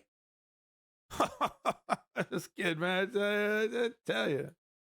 But yeah, this is what Putin wants us to see on International Children's Day, is his military going out of its way. You know, it's not like these were civilians that were just hanging out on the front lines. No, he goes way out of his way to go attack women and children. Nowhere close to the front lines. It was whether Ukrainian oil markets were affected by the event. I'm sorry, Panda Man. It's hard, man. I tell you, every time it's pick on Panda Man. I don't you know, you don't deserve it. You need to put your foot down and I'll start small. You know what? You're right. I'm gonna talk to the wife about it. Put the foot down. Yep. You know, with that said, he needs to take out the garbage too. Oh, I can't walk. Oh, please. Please. What a fucking excuse. Womb over the stand. They don't stop the shenanigans.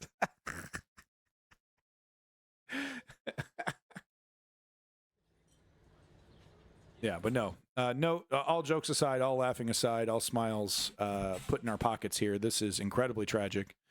And this just reinforces why I support, you know, with all the caveats of the military industrial complex and Uncle Sam and all that.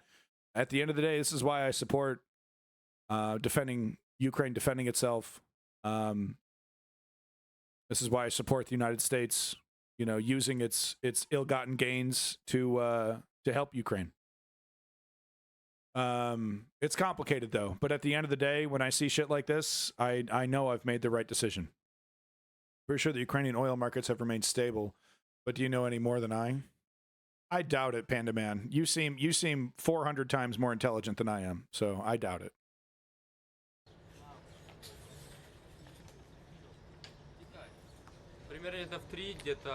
Yeah, great job, Putin. Oh wow. How much did that cost you? A couple million ruble? Выбивает мне дверь входную в комнату. Я быстренько маму поднимаю, в коридор побежали. Потом успокоилась, выходим, видим, люди бегут. Окна побиты, балконы. Yeah, great job, Putin. Really impressive stuff. Yeah. Get some fucking gloves, man. Jesus. Who am I kidding? I'd be doing the same thing, just grabbing it with my bare hands. Yeah, great job, Putin. Really, really kicking butt. That, you know, it didn't work for the last 15 months, attacking civilians, right? That didn't work. But now it's different. Now you killed kids on Kid Day. Now the Ukrainians are going to bend the knee. You fucking moron.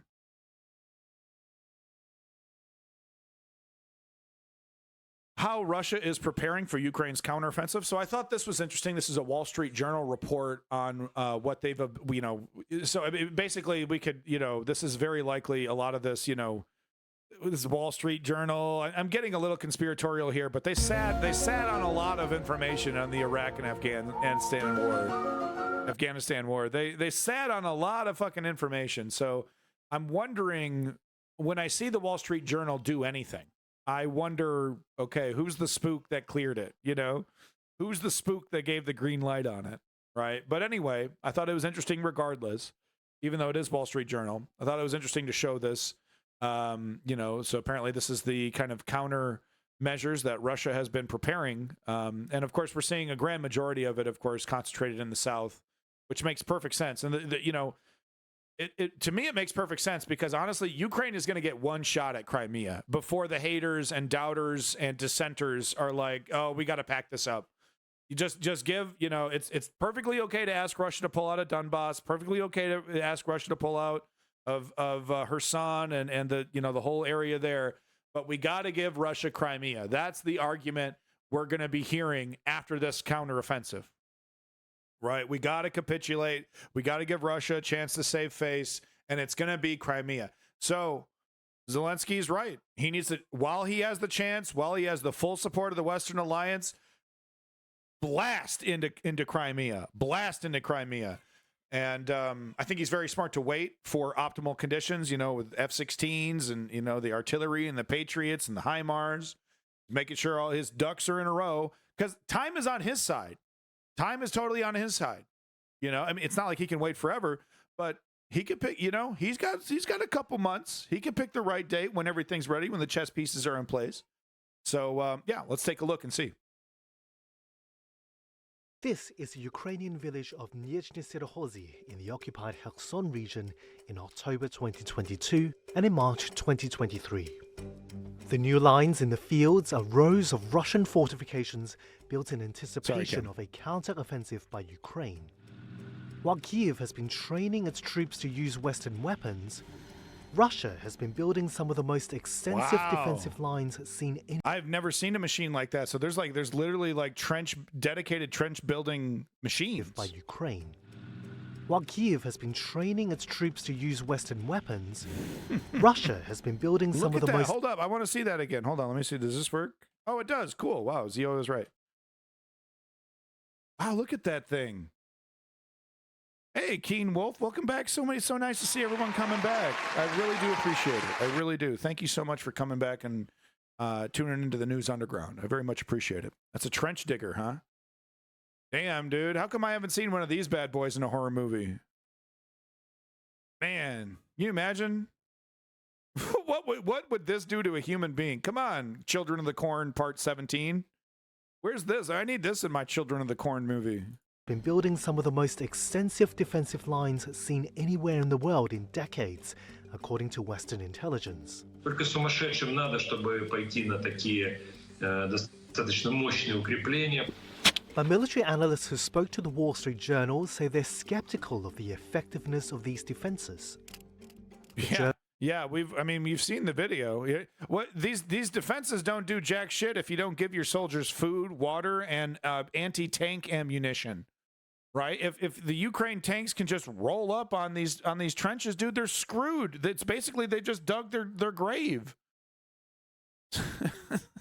Who's to say that these? I mean, I'm sure at first these supply lines are going to look really nice and juicy. Journal analyzed satellite images and videos from Russian media to understand what Moscow's preparations could mean for Ukraine. Since the start of the invasion, Russia has been digging along the 900-mile front line and even on its own territory. Much of the work is focused on the occupied areas of the Zaporizhzhia and Kherson regions, according to data collected by a satellite image analyst. Yeah. British intelligence say Russia has built 75 miles of defensive lines in Zaporizhzhia. This hints at where Russia expects to be attacked by Ukraine, and many Western analysts agree that these territories could be the main targets of Ukraine's counter-offensive. So here's what Russia has been building. The first layer of defense shown in many satellite images is the anti-tank ditch.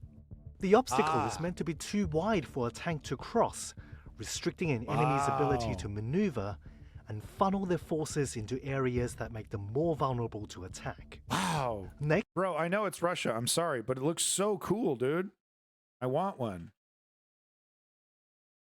Why am I deleting? You mean, why am I timing people out that are annoying bad actors who just want to repeat propaganda?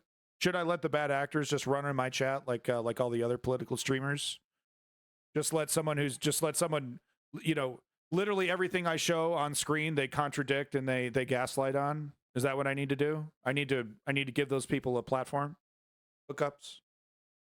Next are rows of concrete blocks called Dragon's Teeth. They form a barrier that makes it difficult for heavy vehicles to pass through. And the third line is a trench. This is the most common type of defensive work and the easiest to construct. Russian forces dug many trenches along roads, junctions and bridges, and even on the beaches of Crimea. Most of them were built in a zigzag or angular pattern. This limits sight lines for the enemy and offers additional protection from shell fragments coming from the side. And Ukrainian forces are likely to face further traps. Military analysts believe landmines have also been hidden between defensive lines. You bet they have. Ukraine's and Russia's ministries of defense didn't respond to our request for comments on the significance of Moscow's fortification efforts. Some military experts say these defense systems don't necessarily pose a major threat to the Ukrainians. They say whether the fortifications are effective would depend on the number of Russian troops defending them. And if Ukraine attacks defensive lines that aren't sufficiently protected, the Ukrainians will be able to bypass the obstacles with Western Challenger and Leopard battle tanks. You bet. Experts say that, in the end, intelligence on the position of Russian troops will be key to Ukraine's counteroffensive, and whether they can force Russia to concentrate troops in the wrong place and leave defensive lines exposed. Like I said, you know, you build a fancy trench all you want. If you don't have guys in there that are equipped and, you know, well fed and ready to defend it, you know, all you have is a fancy hole in the ground. Especially with drones. Drones have completely changed, you know, how clearing a trench is handled. You know, clearing a trench used to, you know, take, I assume it used to take a really, really long time, as you'd have to poke the, you know, trench and make sure that there's no one there around every corner. Now you got yourself an eye in the sky, man. Can tell you exactly who's there. And I've seen these Ukrainian teams just in a couple hours clear out a whole trench network. You know, 5-6 Russians, you know, buried, you know, dug way in there, cleared out. You know, either surrender or killed. All right, here we go. Final video. Going to get our map update, and then we'll call it a day. See, looks like we had one 15 hours ago. Let's see if we got one from Dennis. Let's see here. See if he put out a midday one. Sometimes he does 2 in a day. The Russian dude over here. Oh no, his friend died in Ukraine. That's terrible. Is one of his friends the one of the separatists? Maybe. Post a video in Discord. It might find interesting. Oh, is that so? Is that so? Let's take a look here. Russian army looted the flats of inhabitants in Belgorod Oblast. Which Russian army? Is this the separatist army or is this the actual Russian army? And is this the, if it is the actual Russians, lowercase map update. Panda Man, you're literally the only one, man. Bro. You are the only one.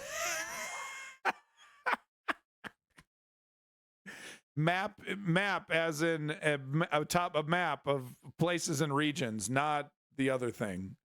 Their own army. Okay, so it wasn't Wagner. It was the Russian army. Our corporations are building new PMC forces, so there would be no deficit in manpower. Yeah, that is happening. У меня реально нет слов. Комародеры все нахуй перевернули, блядь. Походу все украли. Вынесли, сука, все накопленные деньги, блядь. Да чё ж, сука, докатились, блядь. Только посмотрите на это, блядь. Это ж просто пиздец.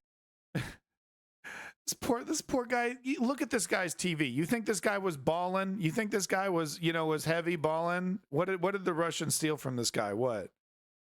Right? I mean, look at this TV, bro. Come on, Russia. Пиздец. Как такое можно, блядь? Такое сложное время, блядь, воровать у своих же. Сука, я охуевший просто, блядь. Fuck you, dude. Jesus, so petty. So petty. All right, so yeah, looks like Dennis hasn't put out a video or anything. Okay, let's just go ahead and get our regional map, not the other thing, Panda Man. We'll get our battle map. There we go. We'll get our battle map update from reporting from Ukraine.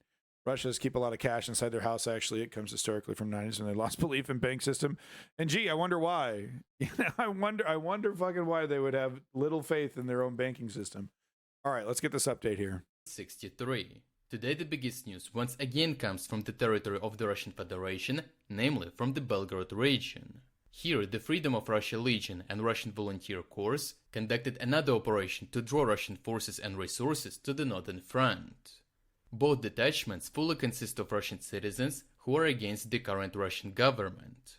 These people temporarily sought and were granted temporary So shelter. I don't see any Ukrainian flags on these guys' armor. Man, it just further confuses things. You know, if I was one of these guys that was actually standing up, right, and I disagree with Russia, I'd be so pissed at my leadership, you know, for allowing neo-Nazis to basically represent the whole group. You know, I'm sure there's guys in here that don't believe in fascism, you know, that are fighting against Putin because they want to see a better Russia. Yeah, I mean, the yellow armbands, I mean, that's, you know, will be worth lint. Is the Wagner still pissed at Putin? You know, Prigozhin is pulling out. He's letting the Chechens replace him and the regular Russian military to replace him. I don't know, dude. Putin has literally, Prigozhin has been shitting in his cereal for months, and Putin hasn't made a single comment about Prigozhin. So I don't know. I don't know. Is Prigozhin, you know, with Putin, and Putin is using Prigozhin as leverage, or I don't know. I don't know, man. But anyway, back to what I was saying. I'd be pissed if I was, you know, if I was like, yeah, man, why'd you, you know, the first thing you did was you let the loudest neo-Nazi in our group get in front of the camera, you know, Mr. Hammer's Hitler, or Hitler's Hammer, right? Put him in front, you know, now he's representing all of us. I'd be kind of pissed at that, but I guess they're not pissed enough, right? Shelter in Ukraine because their current military objectives aligned with Ukrainian ones. The first target of the insurgent forces became a Russian control point on the border. They're just poking Prior to the attack, the insurgents conducted several waves. I mean, you do this shit in StarCraft, right? You send out a scout group to like poke your enemy's defense. Oh, they got a little hole here. Let's get them distracted. It's just some StarCraft shit. Of drone and artillery strikes to undermine Russian defense. Geolocated footage shows how one drone targeted a group of people who were reportedly controlling the point. Later, it turned out that the eliminated personnel belonged to the Russian Federal Security Service, which is not surprising because, as mentioned last time, due to the lack of regular forces in the region, Russians deployed to the border all types of rapid deployment forces. Bro, hey, welcome back, OG Lee. Look at this, dude. How did the drone operator know that these guys weren't civilians? Because they were there in the parking lot at the entrance of the facility? Guys, this could easily get out of hand, man. This could easily get out of hand. We can't be letting rogue agents representing Ukraine, you know, fucking up the whole thing for everybody. Okay, sure. These guys, okay, they were working with Russia, part of the Russia Federal, whatever the fucks. Okay, whatever. Okay, great. Yeah, you got, you know, enemy, fair game, enemy targets.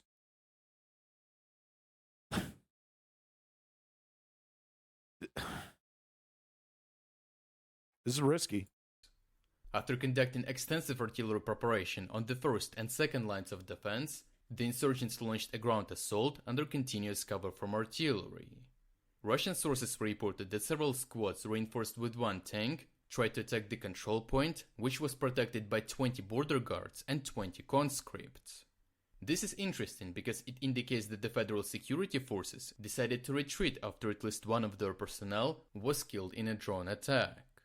Simultaneously, the insurgents opened a second line of attack towards Tobolzhanka.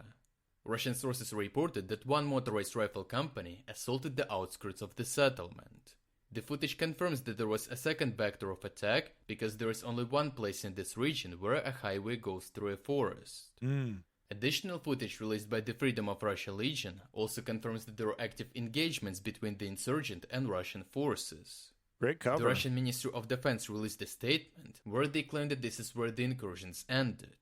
Russian forces reportedly unleashed their aviation and artillery, conducted 11 airstrikes, 77 artillery strikes, and 2 thermobaric strikes. Hey, I mean, these are resources that could have been attacking Ukrainians, right? They've had to, you know, shift around some of the resources to do this. That's a big victory. To answer your question there, Panaman, or your statement, like I said, I mean, like my gut tells me that Prigozhin is on borrowed time. That's what my gut is saying. But the reality of the high school politics of the Russian government and the Russian military, I don't know. I'm not going to sit here and pretend like I understand it. I think I could have like an 8-year degree, trying to understand Russian politics and still be like, oh no, they could go any, I don't know what the fuck's going on. So I don't know. I don't know if I don't know where Putin stands on Prigozhin. He's done a really good job of not letting anyone know where he stands, which makes me think he's super pissed, right? He's kind of in a rock and a hard place. Welcome back, Star Troopian. Man, all these guys, you guys coming back, you guys rock, man. You guys fucking rock. Thank you. Thank you to all you lurkers out there. Thank you. Thank you. And you even came back after I got disconnected and everything. Really, you guys are awesome. Ukraine's trying to distract from some forces from the front line, moving deeper into Russian territory. Yeah, and I thought it was like going to be timed like a movie, right? Like the separatists start fucking up in Belgorod, and then okay, now the offensive gets going. But it looks like it's kind of like this is kind of smarter, where it's like they're poking. Russia thinks it has a break because they think the counteroffensive hasn't started yet, right? So Russia thinks it has a break, moving more resources to the north, right? Just temporarily. Well, we'll have enough time. We'll see when the counteroffensive starts, and we'll bring it back down. I'm sure that's the excuse. But, maybe they're looking at their watch and they're looking at Russia moving resources, and they're like, yeah, we'll give it a couple more days, So it's playing with fire, though. Like I said, you're one massacre, you're one little slip up, one drone going into a, bus station, and a big, like 10, 20 Russian civilians getting blown up, and the whole situation goes tits up, right? Unless Zelensky has control over these guys, unless he can tell them, get the fuck out of there, you're done, right? We're not using you anymore. I mean, does he have that kind of control over these guys? I don't know. And destroy the enemy on the approaches to the settlement. I'm kind of thinking he doesn't. The Ministry of Defense also highlighted that the Federal Security Services played a major role in repelling this attack, even though other Russian sources claimed that only border guards and conscripts took the hit.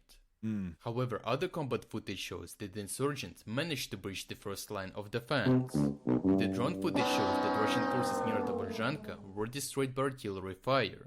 After that, several pickups moved north along the western part of Tobolzhanka, while simultaneously there was a strike on the critical energy infrastructure in the eastern part of the settlement. When it comes to the control point, the drone footage showed that insurgents destroyed plenty of Russian equipment 2 kilometers north of the control point, namely one mortar system Tulpan, one truck with ammunition, and one armored fighting vehicle.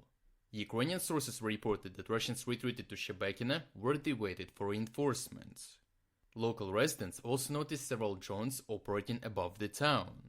One of the insurgent detachments, namely the Russian Volunteer Corps, reported that they saw how police and other rapid deployment forces went hiding in the only buildings that they had access to, in particular the police station, local administration building, and some warehouses that were already used for military purposes.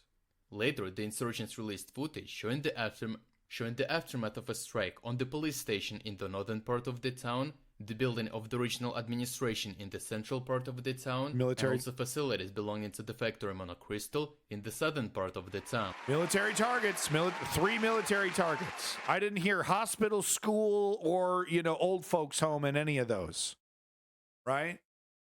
Boy, they're playing with fire, but if they can just stick to the military targets and just stick to that, the international community isn't going to flip. If a building gets burned down, or some people get killed, if they're part of the game, that's fine. But Star Troopian, to answer your comment there, I guess, yeah, technically, yeah, sure, Russia, whatever that means, right? The Russian government, Russian people who are apathetic towards the situation. Yeah, technically, yeah, they deserve retaliation. The question is, what is that going to do? Is that going to erode international support for this effort? Because the success of this mission hedges on the full continued support of the international community to pour resources into Ukraine, weapons, ammo, money, aid. And if Ukraine starts spilling civilian blood, that is going to diminish, right? And then the sacrifices that have already been made for this effort will be in vain. That's my worry. Zelensky has been very smart about not embracing revenge as a military tactic, and it has been very beneficial for him, concentrating his energy and his might where it's most effective, right? And now we got a wild card. So far, they're hitting military targets. Does Zelensky have control of these people? Some sources reported that the artillery hit fuel storage facility, which caused a huge fire. After successfully folding Russian forces into distinct areas, and after hitting these areas of forces concentrations with artillery fire and emptying the reserves for the protection of the border, the insurgent forces reportedly called their task completed and timely withdrew, avoiding the engagement with the reinforcements that were heading towards the city. If you're against the invasion of Ukraine and you want to support the work that... You just come in like a wrecking ball, right? You fuck up some military targets and then you piece the fuck out. All right, that's number 2. So this is the second time they've done this, right? And it's been successful so far. So artillery fight, right? Great.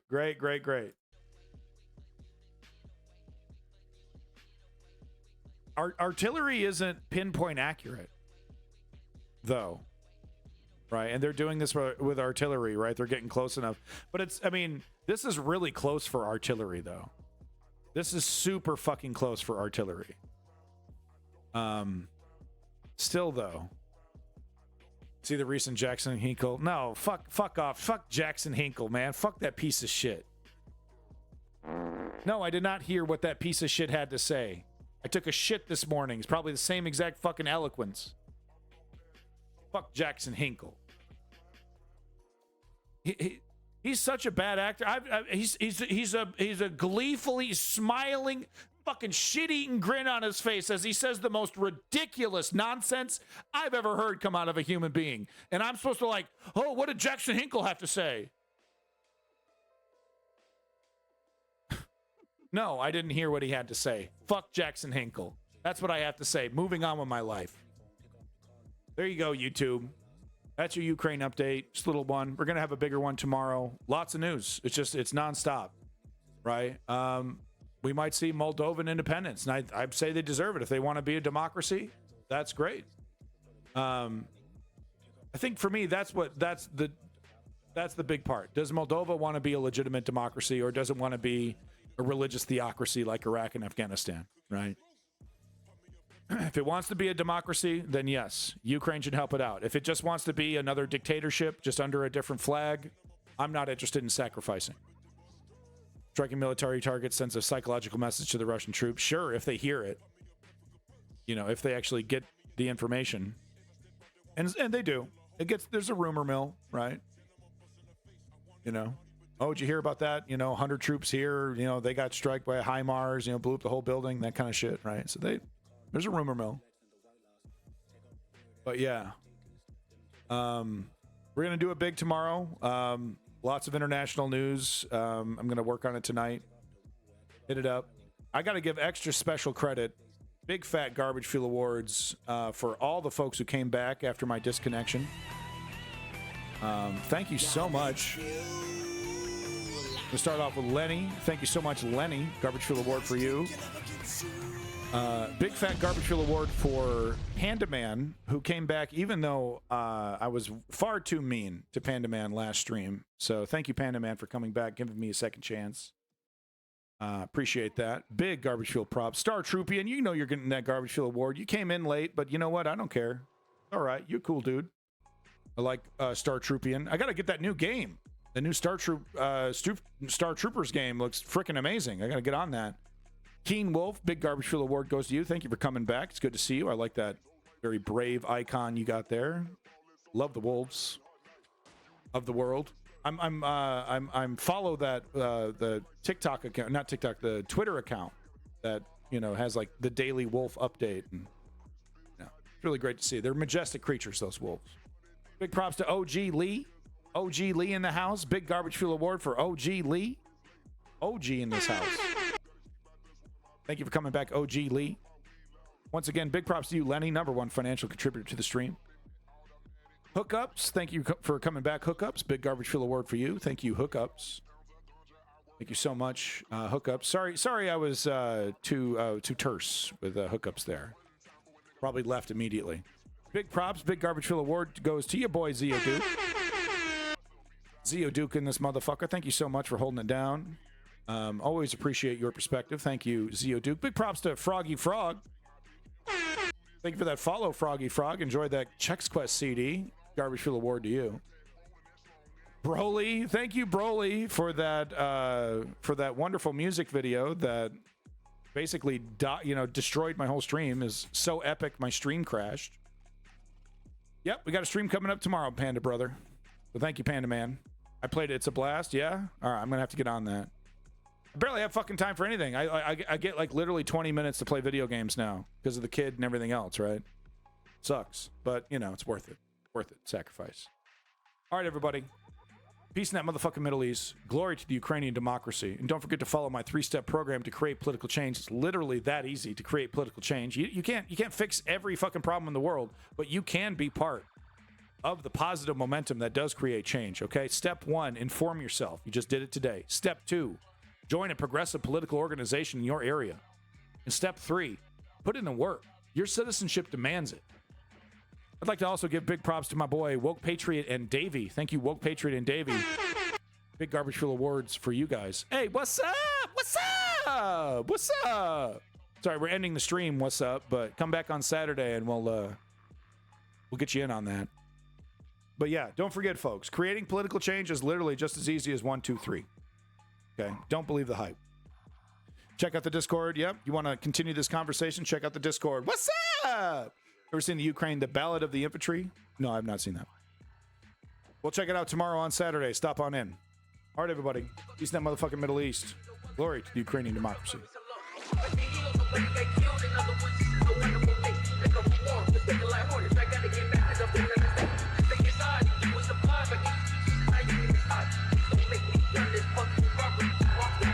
That's right.